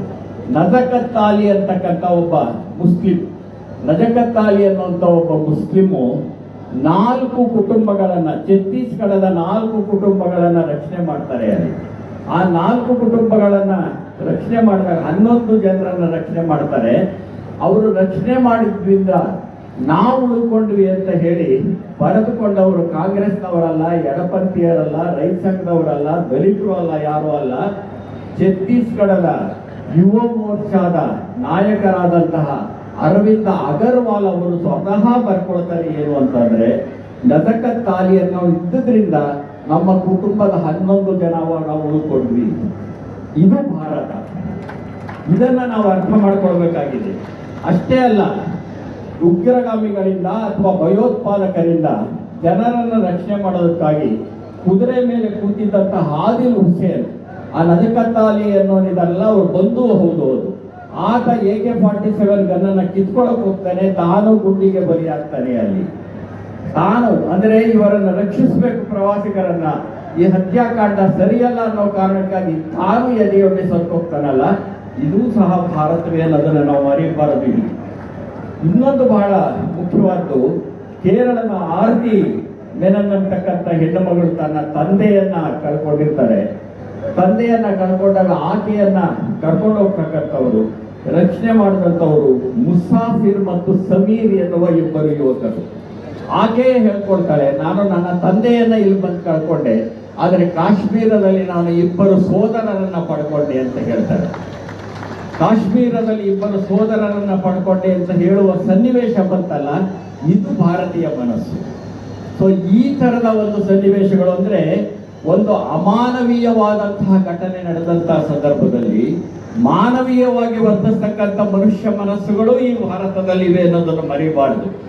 ಇದನ್ನ ಮನಸ್ಸಬೇಕಾಗಿರುತ್ತೆ. ಅಲ್ಲಿ ಯಾವ ಜಾತಿ ಬರಲಿಲ್ಲ, ಯಾವ ಧರ್ಮ ಬರಲಿಲ್ಲ, ಇವರ ಪ್ರಾಣವನ್ನ ರಕ್ಷಿಸಬೇಕು, ಇವರನ್ನು ಉಳಿಸ್ಬೇಕು ಅನ್ನೋ ಸಂದರ್ಭದ ಒಳಗಡೆ ಜಾತಿ ಧರ್ಮಗಳನ್ನ ಮೀರಿದ ಮನಸ್ಸುಗಳು ಕೆಲಸ ಮಾಡಿದ್ವಲ್ಲ, ಅಂತ ಭಾರತೀಯ ಮನಸ್ಸನ್ನ ನಾವು ವಿಸ್ತರಿಸಬೇಕಾಗಿದೆ, ನೆಲೆಗೊಳಿಸಬೇಕಾಗಿದೆ ಅಂತ ನಾನು ಭಾವಿಸ್ಕೊಂಡಿದ್ದೇನೆ. ಇನ್ನೊಂದು, ನೀವು ಟಿವಿಗಳಲ್ಲಿ ನೋಡಿದ್ರೆ 2 ಚಿತ್ರಗಳು ಬಹಳ ಪ್ರಮುಖವಾಗಿ ಕಾಣಿಸ್ಕೊಳ್ತವೆ. ಒಂದು, ಒಬ್ಬ ಮನುಷ್ಯ ಸತ್ತಿದ್ದಾನೆ, ಆ ಸತ್ತಿರೋ ಮನುಷ್ಯನ ಪಕ್ಕದಲ್ಲಿ ಒಬ್ಬ ಹೆಣ್ಣು ಮಗಳು ರೋಗಿಸ್ತಾ ಕೂತಿದ್ದಾರೆ. ಈ ಚಿತ್ರವನ್ನ ನಮ್ಮ ಮಾಧ್ಯಮಗಳು ಮತ್ತೆ ತೋರಿಸ್ತಾ ಇರುತ್ತೆ. ಇಷ್ಟು ತೋರಿಸದೇ ಇದ್ದಾಗಲೂ ಇನ್ನೊಂದು ಚಿತ್ರ ಇದೆ. ಅದೇನಂದ್ರೆ, ಒಬ್ಬ ವ್ಯಕ್ತಿ ಒಂದು ಮಗುವನ್ನ, ಒಬ್ಬ ಹುಡುಗನನ್ನ ಬೆನ್ನ ಮೇಲೆ ಹೊತ್ಕೊಂಡು ಹೋಗ್ತಾ ಇರ್ತಾನೆ. ಈ ಎರಡೂ ಸಹ ಭಾರತದ ಪ್ರಸಕ್ತ ಸನ್ನಿವೇಶವನ್ನ ಸಂಕೇತಿಸುತ್ತವೆ ಅಂತ ನಾನು ಭಾವಿಸ್ಕೊಂಡಿದ್ದೇನೆ. ಒಬ್ಬ ವ್ಯಕ್ತಿ ತನ್ನ ಬೆನ್ನ ಮೇಲೆ ಒಬ್ಬ ಹುಡುಗನನ್ನ ಎತ್ಕೊಂಡು ಹೋದ್ನಲ್ಲ, ಪಲ್ಲವಿಯ ಮಗ, ಕರ್ನಾಟಕದ ಹೆಣ್ಣು ಮಗಳ ಮಗ, ಅವನು ಆತನನ್ನು ರಕ್ಷಣೆ ಮಾಡ್ತಾನೆ. ಇದು ಒಂದು ಸಂಕೇತ. ಇನ್ನೊಂದು ಕಡೆ ಅಮಾನವೀಯವಾಗಿ ಹತ್ಯೆ ಆಗಿದೆ, ಅಲ್ಲಿ ಹೆಣ್ಮಗಳು ರೋಧಿಸ್ತಾ ಇದ್ದಾಳೆ, ಇದು ಇನ್ನೊಂದು ಸಂಕೇತ. ಅಂದ್ರೆ ಇಂಥ 2 ಸಂಕೇತಗಳು, 2 ರೂಪಕಗಳು, 2 ಪ್ರತೀಕಗಳಿರುವ ಸಂದರ್ಭದ ಒಳಗಡೆ ನಾವು ಸಂವಿಧಾನದ ಬಗ್ಗೆ ಮಾತಾಡ್ತಕ್ಕಂಥವ್ರು ಆಯ್ಕೆ ಮಾಡಿಕೊಳ್ಬೇಕಾಗಿರೋದು ಏನು, ಇದು ಬಹಳ ಮುಖ್ಯವಾದ್ದು. ನಾವು ಸದಾ ಬೈದು ನಮ್ಮ ನಾಲಿಗೆಯನ್ನೇ ಒಂದು ರೀತಿ ಸೌಕರ್ಯ ಮಾಡ್ಕೋಬೇಕಾ, ಸಕಾರಾತ್ಮಕವಾಗಿ ಯೋಚಿಸ್ಬೇಕಾ, ಎಂಥ ಸಮಾಜವನ್ನು ನಾವು ಕಟ್ಟಬೇಕು? ಸೊ ಈ ಪ್ರಶ್ನೆಯನ್ನ ನಾವು ಮಾಡ್ಕೊಳ್ಬೇಕಾಗಿದೆ. ಹಾಗಾಗಿಯೇ ನಾನು ಆರಂಭದಲ್ಲಿ ಹೇಳಿದ್ದು, ಸಂವಿಧಾನವನ್ನ ಕೈಯಲ್ಲಿ ಹಿಡ್ಕೊಂಡು ಪ್ರದರ್ಶನ ಮಾಡತಕ್ಕಂಥವರಿಗೆ ಆಕೃತಿ ಕೆರಳಿಗೋಗಿದೆಯೇ? ಸಂವಿಧಾನಕ್ಕೆ ಕೈ ಮುಗಿದು ಪೂಜೆ ಮಾಡತಕ್ಕಂಥವರಿಗೆ ಅಂತರಂಗದಲ್ಲಿ ನಿಜವಾದ ಭಕ್ತಿ ಇದೆಯೇ? ಈ ಪ್ರಶ್ನೆಗಳ ಜೊತೆಗೆ ನಾವು ಪ್ರಶ್ನಿಸಿಕೊಳ್ಬೇಕಾಗಿದೆ. ನಾವು ಕಟ್ಟಬೇಕಾಗಿರುವ, ನಾವು ಸಂರಕ್ಷಣೆ ಮಾಡಬೇಕಾಗಿರುವ ಭಾರತೀಯ ಬದುಕು ಎಂಥದ್ದು, ಆ ಭಾರತೀಯ ಬದುಕು ಯಾವ ರೀತಿಯಲ್ಲಿರಬೇಕು ಅನ್ನೋದನ್ನ ಪ್ರಶ್ನೆ ಮಾಡ್ಕೋಬೇಕು. ಅಷ್ಟೇ ಅಲ್ಲ, ಸಂವಿಧಾನದ ಪೀಠಿಕಾ ಭಾಗವನ್ನ ನಮ್ಮ ಹಿರಿಯರಾದ ವಿಜಯಮ್ಮ ಅವರು ಇವತ್ತು ಓದಿದ್ರು, ನಾವೆಲ್ಲ ಪಠನೆ ಮಾಡಿದ್ವಿ. ಪೀಠಿಕಾ ಭಾಗದಲ್ಲಿ ಸಮಾಜವಾದಿ ಅಂತಿದೆ. ನಿಜ, ಸಂವಿಧಾನ ಸ್ವೀಕಾರ ಆದಾಗ ಸಮಾಜವಾದ ಅನ್ನೋ ಪದ ಇರಲಿಲ್ಲ. ಆದರೆ 1949 ನವೆಂಬರ್ 26ನೇ ತಾರೀಕು ಅಂಬೇಡ್ಕರ್ ಅವರು ಭಾಷಣ ಮಾಡಿದ ಸಂವಿಧಾನ ಸಭೆಯಲ್ಲಿ ಈ ಸಂವಿಧಾನದ ಒಳಗಡೆ ಸಮಾಜವಾದ ಅಂತರ್ಗತವಾಗಿದೆ ಅಂತ ಹೇಳಿದ್ರು. ಆದರೆ ಇವತ್ತು ನಾವು ಪ್ರಶ್ನೆ ಮಾಡ್ಕೊಳ್ಳಿ, ಈ ದೇಶದ ಸಮಾಜವಾದ ಇದೆಯಾ? ನಾವು ಸಮಾಜವಾದ ಎನ್ನುವುದನ್ನ ಕಂಠಪಾಡಿ ಓದ್ತಿರ್ತೇವೆ. ಸಮಾಜವಾದ ಈ ದೇಶದಲ್ಲಿದೆಯಾ? ಸಮಾಜವಾದಕ್ಕೆ ಮುನ್ನಡೆ ಆಗಿದೆಯಾ? ಸಮಾಜವಾದದ ಆಶಯಗಳು ಕೊಚ್ಚುವಾಗ ಎಷ್ಟೋ ದಿವಸ ಆಗಿದೆಯಲ್ಲ ಈ ದೇಶದ ಒಳಗಡೆ. ಹಾಗಾಗಿ ನಿಜವಾದ ಈ ಸಂವಿಧಾನ ರಕ್ಷಣೆ ಯಾವುದು ಅಂತಂದ್ರೆ, ಸಂವಿಧಾನದ ಪೀಠಿಕಾ ಭಾಗದಲ್ಲಿರ್ತಕ್ಕಂಥ ಎಲ್ಲ ಆಶಯಗಳನ್ನು ಮರುಸ್ಥಾಪಿಸುವುದಿದೆಯಲ್ಲ, ಅದು ನಿಜವಾಗಿ ಸಾಮಾಜಿಕ, ಆರ್ಥಿಕ, ರಾಜಕೀಯ ನ್ಯಾಯಕ್ಕಾಗಿ ಅಂತ ಪೀಠಿಯಲ್ಲಿದೆ. ನಿಜ, ಈ ದೇಶದಲ್ಲಿ ಸಾಮಾಜಿಕ ನ್ಯಾಯ ಒಂದಷ್ಟು ಸಿಕ್ಕಿದೆ, ಆರ್ಥಿಕ ನ್ಯಾಯ ಒಂದಷ್ಟು ಸಿಕ್ಕಿದೆ, ರಾಜಕೀಯ ನ್ಯಾಯ ಒಂದಷ್ಟು ಸಿಕ್ಕಿದೆ. ಆದರೆ ನಿಜವಾದ ಅರ್ಥದ ಒಳಗಡೆ ಸಮಾನತೆಯ ಆಧಾರದ ಮೇಲೆ ಪೂರ್ಣ ಪ್ರಮಾಣದ ಸಾಮಾಜಿಕ, ಆರ್ಥಿಕ, ರಾಜಕೀಯ ನ್ಯಾಯ ಸಿಕ್ಕಿದೆಯೇ? ಆದ್ದರಿಂದ ನಮ್ಮ ಆದ್ಯತೆ ಏನಾಗಿರಬೇಕು? ಈ ದೇಶದ ಒಳಗಡೆ ಖಾಸಗೀಕರಣ ವಿಜೃಂಭಿಸ್ತಿರೋ ಸಂದರ್ಭದ ಒಳಗಡೆ ಉದಾರೀಕರಣ ನೀತಿಗಳು ಕೋಟ್ಯಾಧಿಪತಿಗಳಿಗೆ ಸಹಾಯ ಮಾಡ್ತಿರೋ ಈ ಸಂದರ್ಭದ ಒಳಗಡೆ ಜನಸಾಮಾನ್ಯರ ಬದುಕನ್ನ ಹಸನು ಮಾಡ್ತಕ್ಕಂಥ ಸಮಾನತೆಯ ಆಶಯವನ್ನ ಸ್ಥಾಪಿಸಿದರೆ ಮಾತ್ರ ಇವೆಲ್ಲ ಮಾತಾಡೋಕೆ ಸಾಧ್ಯ. ನಾವು ಅದನ್ನ ಸ್ಥಾಪಿಸದೆ ಹೋದಾಗ ನಾವು ಕಂಠಪಾಠವನ್ನಷ್ಟೇ ಹೇಳ್ತಿರ್ತೇವೆ ಅಂತ ನಾನಂತೂ ಭಾವಿಸ್ಕೊಂಡಿದ್ದೇನೆ. ಹಾಗೆ ಧರ್ಮ ನಿರಪೇಕ್ಷವಾದದ್ದು ಅಂತ ನಾವು ಹೇಳ್ತೇವೆ. ನಾನು ಆಗಲೇ ಹೇಳಿದೆ, ಧರ್ಮಗಳಿವೆ ಇಲ್ಲ ಅಂತ ಹೇಳಲ್ಲ, ಜಾತಿಗಳಿವೆ ಇಲ್ಲ ಅಂತ ಹೇಳಲ್ಲ, ಪಕ್ಷಗಳಿವೆ ಇಲ್ಲ ಅಂತ ಹೇಳಲ್ಲ. ಆದರೆ ನಮ್ಮ ಕಡೆ ಪಕ್ಷ ಎಂತ ನಾಯಕತ್ವ ಬೇಕು?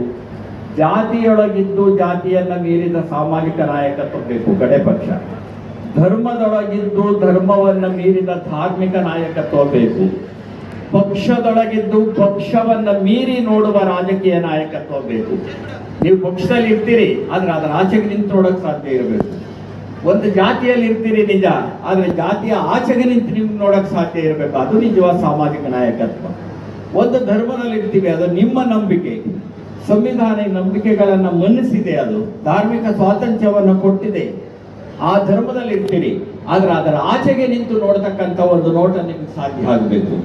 ಆದ್ದರಿಂದ ಇವತ್ತು ಸಾಧ್ಯ ಆಗ್ಬೇಕಾಗಿರ್ತಕ್ಕಂಥದ್ದು ಯಾವುದು ಅಂದ್ರೆ, ಜಾತಿಯೊಳಗಿದ್ದು ಜಾತಿಯನ್ನ ಮೀರಿದ ಸಾಮಾಜಿಕ ನಾಯಕತ್ವ ಬೇಕು ನಮಗೆ. ಪಕ್ಷದೊಳಗಿದ್ದು ಪಕ್ಷವನ್ನ ಮೀರಿ ನೋಡುವ ರಾಜಕೀಯ ನಾಯಕತ್ವ ಬೇಕು. ಧರ್ಮದೊಳಗಿದ್ದು ಧರ್ಮವನ್ನ ಮೀರಿ ನೋಡುವ ಒಂದು ಧಾರ್ಮಿಕ ನಾಯಕತ್ವ ಬೇಕು. ಆಗ ಈ ದೇಶದ ಒಳಗಡೆ ಸಮಾನತೆ ಬರೋದಕ್ಕೆ ಸಾಧ್ಯ ಮತ್ತು ಸೌಹಾರ್ದತೆ ಬರೋದಕ್ಕೆ ಸಾಧ್ಯ ಅಂತ ಅಂದ್ಕೊಂಡಿದ್ದೇನೆ ನಾವು. ಇಲ್ಲದೇ ಇದ್ರೆ ನಮ್ಮ ಮಾತುಗಳು ಎಲ್ಲೋ ಒಂದ್ ಕಡೆ ವೇದಿಕೆ ಮೇಲೆ ಮಾತಾಗುವ ಒಂದು ಅಪಾಯ ಇದೆ. ಇವತ್ತು ಯಾವ ಸ್ಥಿತಿಯಲ್ಲಿದ್ದೇವೆ ಅಂತ ಯೋಚನೆ ಮಾಡಿ. ದಲಿತರ ಮೇಲೆ ದೌರ್ಜನ್ಯ ನಿಂತಿದೆಯಾ? ಸಾಮಾಜಿಕ ನ್ಯಾಯದ ಬಗ್ಗೆ ನಾವು ಮಾತಾಡ್ತೇವೆ. ದಲಿತರಲ್ಲಿ ಈಗ ಅಸ್ಪೃಶ್ಯತೆಯ ನಿಷೇಧವನ್ನು ಕುರಿತು ಸಂವಿಧಾನ ಮಾತಾಡುತ್ತೆ. ಅಸ್ಪೃಶ್ಯತೆಯ ಆಚರಣೆಯನ್ನ ಸಂಪೂರ್ಣವಾಗಿ ನಿಷೇಧಿಸಲಾಗಿದೆ ಸಂವಿಧಾನದಲ್ಲಿ, ಕಾನೂನುಗಳಿವೆ. ಆದರೆ ಅಸ್ಪೃಶ್ಯತೆಯ ಆಚರಣೆ ಇನ್ನೂ ಜೀವಂತವಾಗಿದೆ. ಈ ದೇಶದ ಒಂದು ಮಾಹಿತಿ ಪ್ರಕಾರ 1,87,00,000 ಜನ ಇನ್ನು ಕೈಯಲ್ಲಿ ಮರವನ್ನು ಎತ್ತುತ್ತಿದ್ದಾರೆ. 1,87,00,000 ಜನ ಕೈಯಲ್ಲಿ ಮರವನ್ನು ಈ ದೇಶದಲ್ಲಿ ಎತ್ತುತ್ತಾ ಇದ್ದಾರೆ. ಇದಕ್ಕೆ ಯಾರು ಕಾರಣ? ಒಂದು ಪಕ್ಷ ಕಾರಣವ, ಒಬ್ಬ ವ್ಯಕ್ತಿ ಕಾರಣವ, ಇಡೀ ಸಮಾಜ ಕಾರಣವ? ನಮ್ಮ ಮನಸ್ಸಿದೆಯಲ್ಲ, ಮಾನಸಿಕ ಮಲಿನತೆ ಇದೆಯಲ್ಲ, ಸಾಮಾಜಿಕ ಮಲಿನತೆ ಇದೆಯಲ್ಲ, ಅದು ಹೋಗದೆ ಇದು ಸಾಧ್ಯ ಆಗೋದಿಲ್ಲ. ಇದನ್ನ ಅರ್ಥ ಮಾಡ್ಕೋಬೇಕು ನಾವು.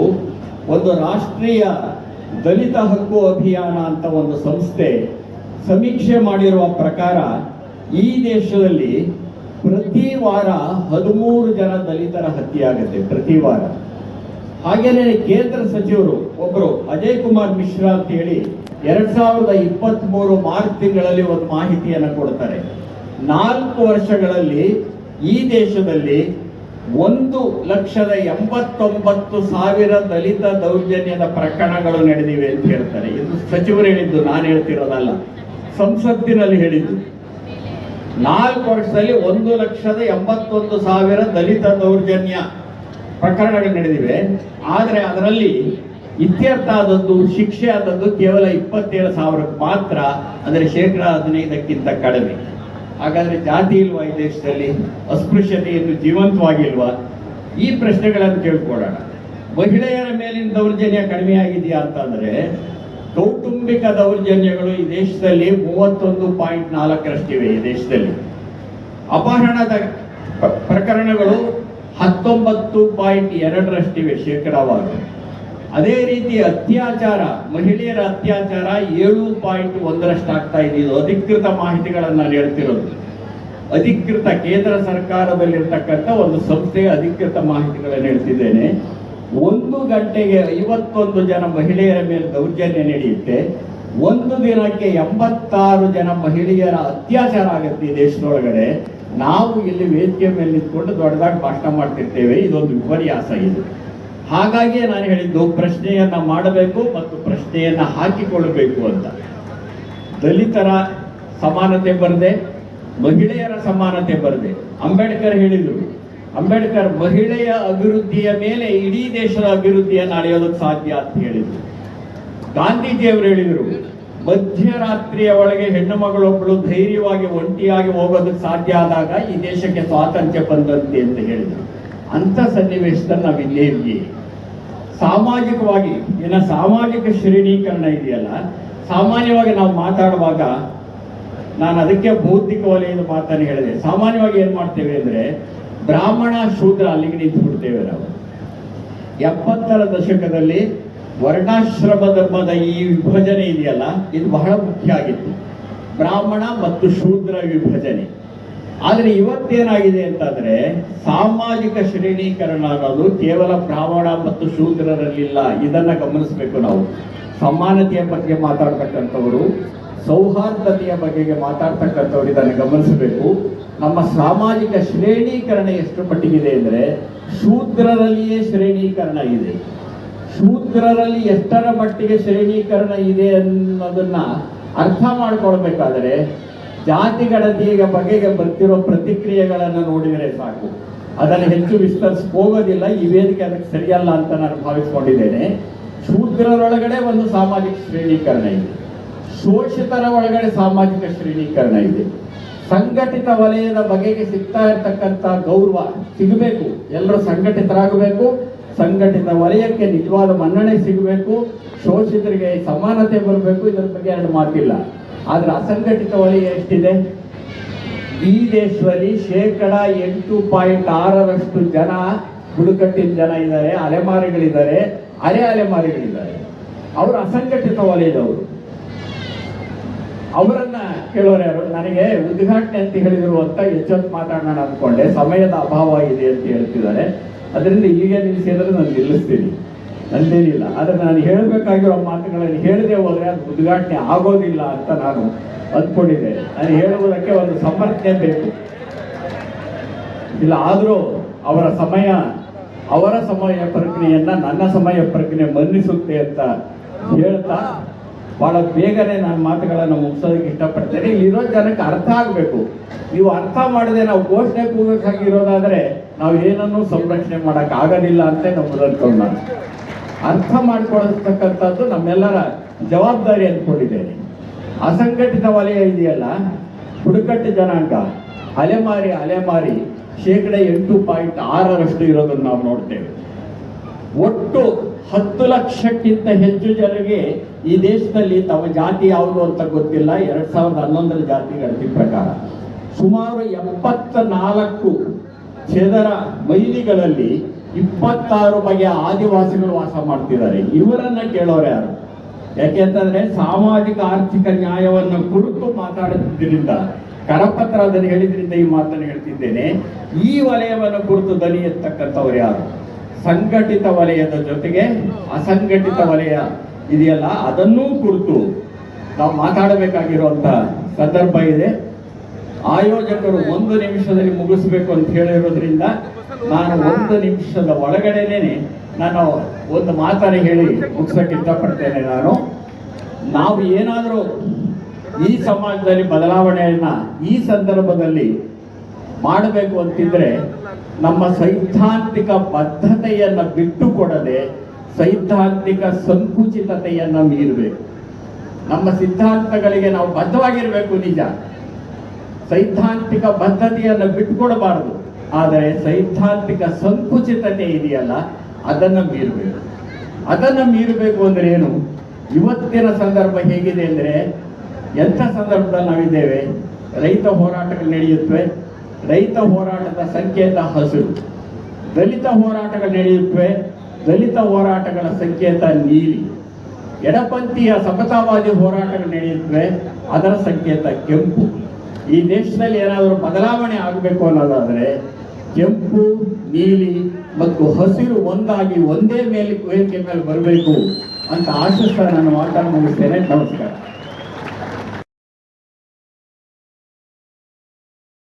ಅಧ್ಯಕ್ಷರು ಅನೇಕ ಬಹಳ ಮಾರ್ಮಿಕವಾದಂಥ ಒಳನೋಟಗಳನ್ನು ನಮ್ಗೆ ಕೊಟ್ಟಿದ್ದಾರೆ. ಕಾಶ್ಮೀರಿ ಘಟನೆಯನ್ನು ಇಟ್ಕೊಂಡು ಭಾರತೀಯತೆ ಬಗ್ಗೆ ಅವರು ವಿಚಾರ ಹೇಳಿದ್ದಿರಬಹುದು. ನಾವಿವತ್ತು ನಮ್ಮ ಚೌಕಟ್ಟುಗಳನ್ನು ದಾಟಿ ಹೋಗಬೇಕಾಗಿರುವಂಥ ವಿಚಾರದ ಬಗ್ಗೆ ಅವರು ಕೊಟ್ಟಂಥ ಒಳನೋಟ ಇರ್ಬೋದು. ಸೈದ್ಧಾಂತಕ್ಕೆ ಬದ್ಧವಾಗಿದ್ದುಕೊಂಡೇ ಸೈದ್ಧಾಂತಿಕ ಚೌಕಟ್ಟುಗಳನ್ನು ದಾಟಬೇಕಾಗಿರುವಂತಹ, ಸಂಘಟನೆಗೆ ಬದ್ಧವಾಗಿದ್ದೇ ಸಂಘಟನೆಯ ಚೌಕಟ್ಟುಗಳನ್ನು ದಾಟಬೇಕಾಗಿರುವಂತಹ, ಪಕ್ಷಗಳಿಗೆ ಬದ್ಧವಾಗಿದ್ದುಕೊಂಡೇ ಪಕ್ಷದ ಚೌಕಟ್ಟುಗಳನ್ನು ದಾಟಬೇಕಾಗಿರುವಂತಹ ಇಂಥ ಅನೇಕ ವಿಚಾರಗಳನ್ನು ಅವರು ಇಟ್ಟಿದ್ದಾರೆ. ಅವ್ರಿಗೆ ಅವಕಾಶ ಸಿಕ್ಕಿದ್ರೆ ಖಂಡಿತ ಅವರು ಇನ್ನೂ ಅನೇಕ ವಿಚಾರಗಳನ್ನು ಹೇಳ್ತಿದ್ದಾರೆ. ಆದ್ರೆ ಅವರು ಆರಂಭದಲ್ಲಿ ಹೇಳಿದಂಥ ಒಂದು ವಿಚಾರದಿಂದನೇ ನನ್ನ ಮಾತನ್ನ ಇಳಿಸ್ಲಿಕ್ಕೆ ಬಯಸ್ತೇನೆ. ಪ್ರಶ್ನಿಸಬೇಕು ಮಾತ್ರವಲ್ಲ, ಪ್ರಶ್ನಿಸಿಕೊಳ್ಳಬೇಕು ಅನ್ನೋ ಪಾಯಿಂಟಿಂದ ಅವ್ರು ಶುರು ಮಾಡಿದ್ರು. ಪ್ರಶ್ನಿಸಬೇಕು ಮಾತ್ರವಲ್ಲ, ಪ್ರಶ್ನಿಸಿಕೊಳ್ಳಬೇಕು. ಇದು ಇವತ್ತು ನಮಗೆಲ್ಲ ಬೇಕಾಗಿರುವಂಥ ಅತಿ ಮುಖ್ಯ ವಿಚಾರವಾಗಿ ಬಂದಿದೆ. ಒಂದು ರೀತಿಯಲ್ಲಿ ನಾವೆಲ್ಲರೂ ಕೂಡ ತೊಳಲಾಟದಲ್ಲಿದ್ದೀವಿ, ಸಿಕ್ಕಾಬಟ್ಟೆ ತೊಳಲಾಟ. ಆ ತೊಳಲಾಟದಲ್ಲಿ ನಾವೆಲ್ಲರೂ ವೇದಿಕೆ ಮೇಲಿರೋರು ಇದ್ದೀವಿ, ವೇದಿಕೆ ಮುಂದಿರೋರು ಇದ್ವಿ. ಆ ತೊಳಲಾಟ ಏನಪ್ಪಾ ಅಂದ್ರೆ, ನಾವು ಏನೇನೋ ಮಾಡ್ಲಿಕ್ಕೆ ಬಯಸ್ತಿದ್ದೀವಿ, ಆದ್ರೆ ಅದು ಮಾಡೋಕ್ಕಾಗ್ತಾ ಇಲ್ಲ.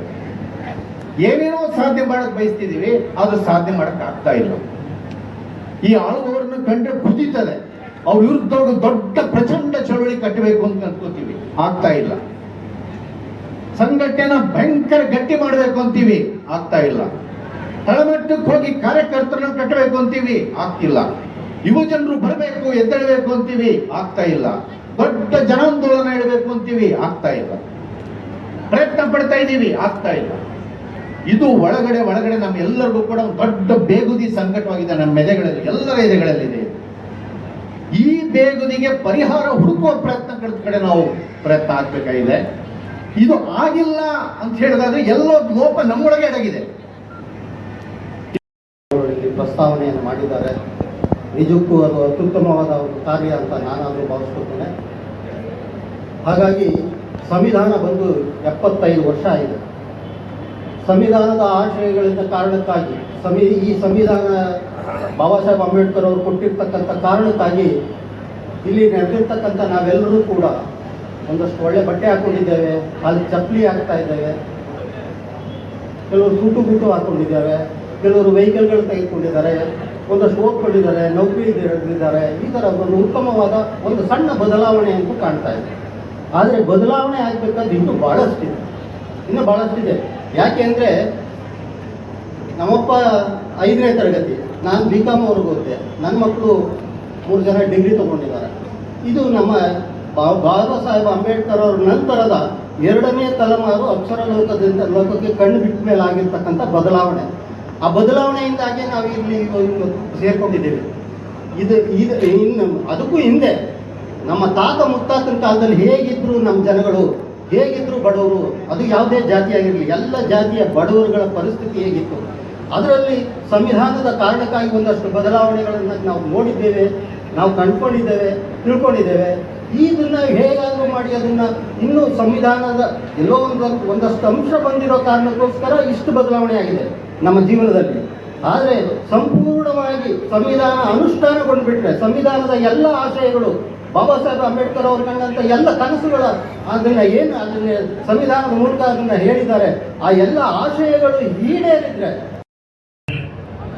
From Karnataka, who have gathered at Davangere in Karnataka in a program where they are being trained in the form of volunteers.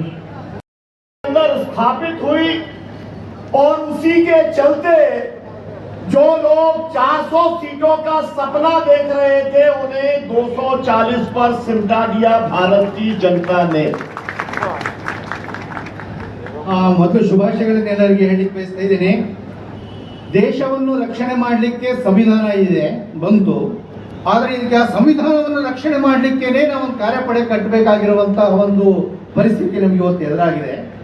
ಆದರೆ ಆ ಸಂದರ್ಭದ ಅಗತ್ಯವನ್ನು ಮನಗಂಡು ಅಂತ ಒಂದು ಪಡೆಯನ್ನು ಕಟ್ಟಲಿಕ್ಕೆ ಎದ್ದೇಳು ಕರ್ನಾಟಕ ತೀರ್ಮಾನ ಮಾಡಿರೋದಕ್ಕೆ ನಾನು ಅವರಿಗೆ ಬಹಳ ಅಭಿನಂದಿಸ್ತೀನಿ, ಅವರಿಗೆ ಈ ಜರ್ನಲ್ ತಗೊಂಡಿದ್ದಕ್ಕೋಸ್ಕರ. ಚುನಾವಣೆಗಳ ನಂತರ ಏನಾಗಿದೆ ಅಂತ ನನಗೆ ಗೊತ್ತಿಲ್ಲ. ಆದರೆ ಚುನಾವಣೆಯ ಮೊದಲು ಚುನಾವಣೆಯಲ್ಲಿ ಏನು ಅಧಿಕಾರದಲ್ಲಿ ಚುನಾವಣಾ ಸಂದರ್ಭದಲ್ಲಿ ಏನು ಬದಲಾವಣೆಗಳು ಬಂತು, ಆ ಬದಲಾವಣೆಯ ಸಂದರ್ಭದಲ್ಲಿ ಕರ್ನಾಟಕ ಎದ್ದೇಳು ಕರ್ನಾಟಕ ಇರ್ಬೋದು ಅಥವಾ ಇಲ್ಲಿನ ಬೇರೆ ನಾಗರಿಕ ಸಂಘಟನೆಗಳು ಇರ್ಬೋದು, ನೀವೆಲ್ಲರೂ ಸೇರಿ ಏನು ಪ್ರಯತ್ನ ಮಾಡಿದ್ರಿ, ಅದರಿಂದ ಆಳ್ವಿಕೆಯಲ್ಲಿ ಏನು ಬದಲಾವಣೆ ತಂದ್ರಿ, ನಾಗರಿಕ ಸಮಾಜದ ಒಂದು ಹೊಸ ಮಾದರಿಯನ್ನು ಏನು ಮುಂದಿಟ್ರಿ, ಅದು ದೇಶಕ್ಕೆಲ್ಲ ಪ್ರೇರಣೆಯಾಗಿ ದೇಶದಲ್ಲೂ ಒಂದು ಪ್ರತಿರೋಧದ ಅಲೆ ಸೃಷ್ಟಿಯಾಗಿ ಅವರು 420 ದಾಟಬೇಕು ಅಂತಿದ್ದವ್ರನ್ನ ಬರೀ 240ಕ್ಕೆ ತಳ್ಳಲಿಕ್ಕೆ ಸಾಧ್ಯವಾಯಿತು ಅನ್ನೋದನ್ನ ನಾನು ಹೇಳಕ್ಕೆ ಇಷ್ಟಪಡ್ತೀನಿ. साथियों, यहाँ पर जो विजया जी ने प्रस्तावना पढ़ा और उसके बाद में बरागुर रामचंद्रप्पा जी ने जो यहाँ पर तकरीर दी, उसके अंदर मुख्य तौर पर ये बात स्पष्ट थी कि ये समाज और ये देश हम सबका है, जिसका मतलब है कि भारत के संसाधन सबके हैं, जिसका मतलब यह है कि यहाँ पर किसी भी तरीके का भेदभाव नहीं होना चाहिए, लेकिन जाति के आधार पर, धर्म के आधार पर, लिंग के आधार पर, क्षेत्र के आधार पर, भाषा के आधार पर लगातार भेदभाव और डिस्क्रिमिनेशन चल रहा है। और ये चलाने वाले वो लोग हैं जो दिल्ली के अंदर सत्ता में बैठे हैं, वो संघ परिवार है जो कि भारत के संविधान को जिसने जब वो बना तब भी स्वीकार नहीं किया और आज उसकी भावना के खिलाफ में ये सरकार और परिवार लगातार काम कर रहे हैं। ये बात हम लगातार देख रहे हैं। पुलवामा हुआ और उसके बाद में आपने देखा पहलगाम हुआ, उसका कनेक्शन है। मैं कहना चाहता हूं, जब जब चुनाव आता है आपने क्या देखा? आपने देखा कि विदेश यात्रा को छोड़ करके मोदी जी वापस आ गए, लेकिन कहां गए वापस आके? कश्मीर नहीं गए, कश्मीर के परिवारों से नहीं मिले, जो हमारे शहीद हुए थे उनको जाके श्रद्धांजलि नहीं दी, सीधे बिहार गए ध्रुवीकरण करने के लिए, पोलराइजेशन करने के लिए। और उनका जो गोदी मीडिया था वो ये बताता रहा कि कैसे पहचान करके मारा, जबकि एक एक स्टोरी, एक एक बात ये आ रही है कि वहां पर जब मारा जा रहा था तो सबसे पहले एक नौजवान ने बंदूक पकड़ के छीन ली थी। वहां पर जो लोगों के परिवार के लोग शहीद हुए, उन्होंने कहा कि कश्मीरियों ने हमारे को वो सुकून दिया, हमको वो सुरक्षा दी कि जो मारा गया वो तो बाहर से आकर के लोगों ने मारा, लेकिन हमको लगता है कि हमारा स्थानीय रिश्ता हमारा मिल गया। जिसका जिक्र किया था, केरला की स्टोरी आई है कि आरती ने कहा कि मेरे पिता खत्म हो गए लेकिन मुझको कश्मीर के 2 भाई मिल गए, जिसका जिक्र आया है। ಸಂವಿಧಾನ ಹೇಳ್ತದೆ ಯಾವುದೇ ರೀತಿಯ ಭೇದ ಭಾವ ಅಂದ್ಕೊಳ್ತೇನೆ. ಬಂಧುಗಳೇ, ಇವತ್ತು ಈ ಸಂವಿಧಾನಕ್ಕೆ ಈ ರೀತಿಯ ಒಂದು ಕಷ್ಟ ಒದಗಿ ಬಂದಿರುವುದು, ಅದಕ್ಕೆ ಕಾರಣಗಳನ್ನು ಹುಡುಕುವ ಬಹುದೊಡ್ಡ ಪ್ರಶ್ನೆ ನಮ್ಮ ಮುಂದೆ ಇದೆ. ಉತ್ತರಗಳನ್ನು ನಾವು ಹುಡುಕೋಬೇಕು. ಆಳುವ ವರ್ಗಗಳಿಗೆ, ಬಂಡವಾಳಶಾಹಿಗಳಿಗೆ ಮತ್ತು ದೇಶವನ್ನು ಲೂಟಿ ಮಾಡುವಂಥವರಿಗೆ ಈ ಸಂವಿಧಾನ ಅಪತ್ಯ ಆಗಿತ್ತು. ಆದರೆ ಸಂವಿಧಾನವನ್ನು ಉಳಿಸಿಕೊಳ್ಳಬೇಕಾದಂಥ ನಾವುಗಳೇ ಸಂವಿಧಾನದ ಬಗ್ಗೆ ಒಂದು ರೀತಿಯ ಅಸಡ್ಡೆಯನ್ನು ಮಾಡಿದ್ದ ಕಾರಣಕ್ಕಾಗಿ ಇವತ್ತು ಈ ರೀತಿಯ ಕಷ್ಟಕ್ಕೆ ನಾವು ಸಿಕ್ಕಾಕೊಂಡಿದ್ದೇವೇನೋ ಅಂತ ಹೇಳಿ ನನಗಾದರೂ ಅನ್ನಿಸ್ತಾ ಇದೆ. ಒಂದು ವೇಳೆ ಸಂವಿಧಾನವನ್ನು ನಾವು ಜನಚಳವಳಿಗಳು ಮತ್ತು ಈ ದೇಶದ ಬದಲಾವಣೆಯನ್ನು ಬಯಸುವಂಥವರು ಅದನ್ನು ಸರಿಯಾದ ರೀತಿಯಲ್ಲಿ ಅರ್ಥ ಮಾಡಿಕೊಂಡಿದ್ರೆ ಬಹುಶಃ ಸಂವಿಧಾನಕ್ಕೆ ಈ ದುರ್ಗತಿ ಇವತ್ತು ಬರ್ತಾ ಇರಲಿಲ್ಲ. ಬಾಬಾ ಸಾಹೇಬರು ಹೇಳ್ತಾ ಇದ್ರು, ಈ ದೇಶವನ್ನ ನುಂಗಿ ನುಣಿತಾ ಇರುವಂತ ಈ ಪುರೋಹಿತಶಾಹಿ ಮತ್ತು ಬಂಡವಾಳಶಾಹಿಗಳ ಬಗ್ಗೆ ನಾವು ಎಚ್ಚರಿಕೆಯಿಂದ ಇರಬೇಕು ಅಂತ ಹೇಳಿ. ಅವರು ರತ್ತು ಹೇಳ್ತಾ ಇದ್ರು, ನೋಡು ರತ್ತು, ನಾನು ಸಂವಿಧಾನವನ್ನು ಬರೆದಿದ್ದೇನೆ, ಆದರೆ ನನ್ನ ಎಲ್ಲ ಆಶಯಗಳನ್ನ ಸಂವಿಧಾನದಲ್ಲಿ ತರೋದಕ್ಕೆ ನನ್ನ ಕೈಯಲ್ಲಿ ಆಗಕ್ಕೆ ಸಾಧ್ಯ ಆಗಲಿಲ್ಲ. ಆದರೆ ಸಾಧ್ಯವಷ್ಟು ಮಟ್ಟಿಗೆ ಈ ದೇಶವನ್ನ ಉಳಿಸುವ, ಇಲ್ಲಿನ ತಳ ಸಮುದಾಯಗಳನ್ನ, ಇಲ್ಲಿನ ರಕ್ತ ಬಸಿಯುವ ಕಾರ್ಮಿಕರ, ರೈತಾಪಿ ವರ್ಗದ ಹಿತಾಸಕ್ತಿಗಳನ್ನು ಕಾಪಾಡೋದಕ್ಕೆ ಒಂದಷ್ಟು ವಿಚಾರಗಳನ್ನು ನಾನು ಅಲ್ಲಿ ತಂದಿದ್ದೆ. ಅವರಾದರೂ ಅರ್ಥ ಮಾಡಿಕೊಂಡು ಈ ಸಂವಿಧಾನವನ್ನು ರಕ್ಷಣೆ ಮಾಡುವ ಕೆಲಸವನ್ನ ಅವರು ಮಾಡಲಿ ಎನ್ನುವಂತ ನಾನು ಇವತ್ತು ಬಯಸ್ತಾ ಇದ್ದೇನೆ. ಯಾಕಂದ್ರೆ ನಾನು ಹೆಚ್ಚು ದಿನ ಬದುಕೋದಿಲ್ಲ, ನನ್ನ ಸಾವು ಸಮೀಪಿಸ್ತಾ ಇದೆ. ಹೋಗಿ ನನ್ನ ಜನರಿಗೆ ಹೇಳು, ಈ ಸಂವಿಧಾನವನ್ನ ಸರಿಯಾಗಿ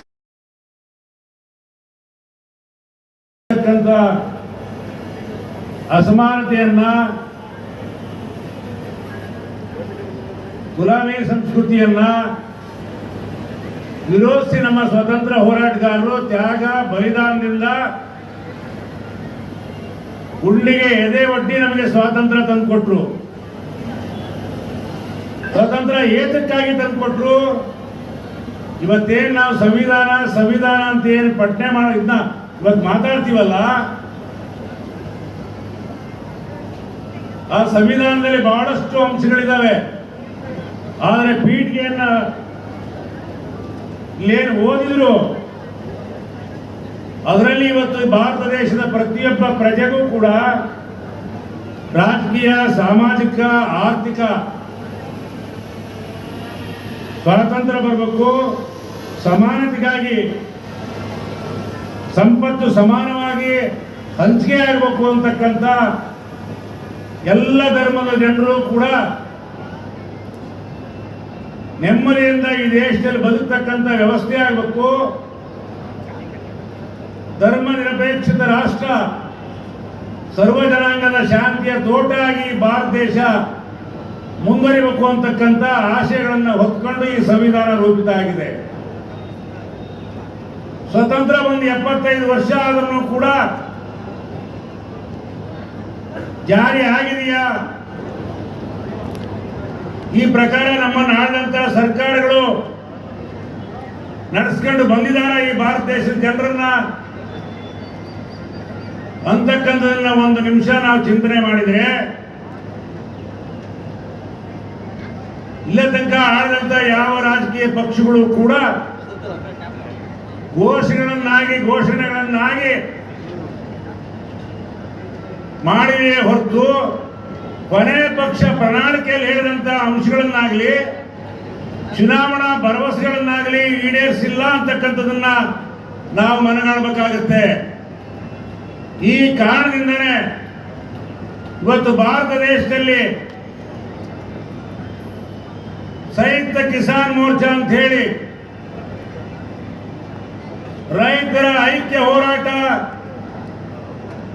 ನಡೆದು ಇವತ್ತು ಕೇಂದ್ರ ಸರ್ಕಾರವನ್ನ, ಪ್ರಧಾನಮಂತ್ರಿಯನ್ನ 14 ತಿಂಗಳ ಕಾಲ ಚಳವಳಿ ಮಾಡಿ ಬಗ್ಗಿಸಿದ್ದನ್ನ ತಾವು ನೋಡಿದಿರಿ, ಕಂಡಿದ್ದೀರಿ.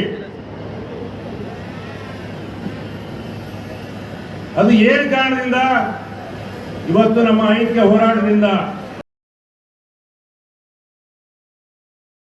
ಹೇಳಲಿಕ್ಕೆ ನಮಗೆ ತುಂಬಾ ಇತ್ತು, ಆದ್ರೆ ಹೇಳಕ್ ನಮ್ಗೆ ಅವಕಾಶ ಇಲ್ಲದೆ ಇರೋದ್ರಿಂದ ನಾವು ಯುವಯಾನಕ್ಕೆ ಹೋದಾಗ ಮಾನ್ವಿಯಲ್ಲಿ ನಾವು ಜೈ ಭೀಮ್ ಅಂತ ಕೂಗ್ತಾ ಇದ್ದಾಗ ಅಂಬೇಡ್ಕರ್ ಪ್ರತಿಮೆ ಹತ್ರ ಕೆಳಗಡೆ ನಿಂತು ಒಬ್ಬ ಪಾನಿಪುರಿ ಮಾರೋರು ಜೈ ಭೀಮ್ ಅಂತ ಕೂಗಿ ಖಾರ ಮತ್ತು ಉಪ್ಪು ಮೆತ್ತಿದಂತ 50 ರೂಪಾಯಿನ ತಂದು ಕೊಟ್ಟರು.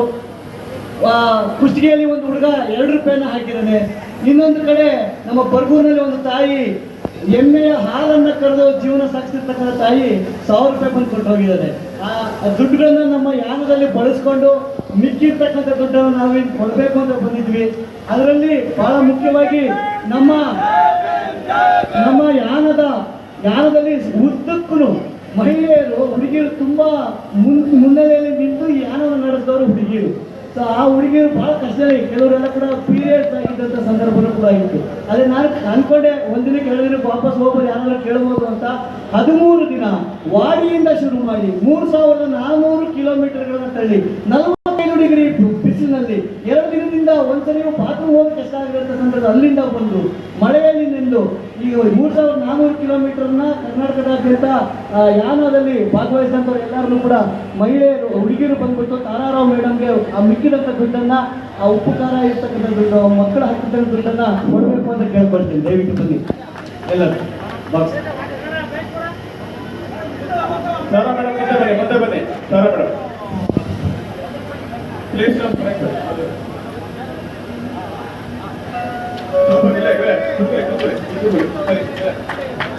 ಸೊ ಕೊನೆಯದಾಗಿ ನಮಗೆ ಎದ್ದೇಳು ಕರ್ನಾಟಕದ ಎಲ್ಲ ಹಿರಿಯರು ಮಾಡಿರ್ತಕ್ಕಂಥ ಒಂದು ತೀರ್ಮಾನ ಯಾಕೋ ಸರಿ ಇಲ್ಲ ಅಂತ ಅನ್ಸ್ತದೆ. ಏನಪ್ಪ ಅಂತ ಹೇಳಿದ್ರೆ ನಾವು 1 ಲಕ್ಷ ಜನರನ್ನ 3 ವರ್ಷದಲ್ಲಿ ಮಾಡಬೇಕು ಅಂತ ಅನ್ಕೊಂಡಿದ್ದು.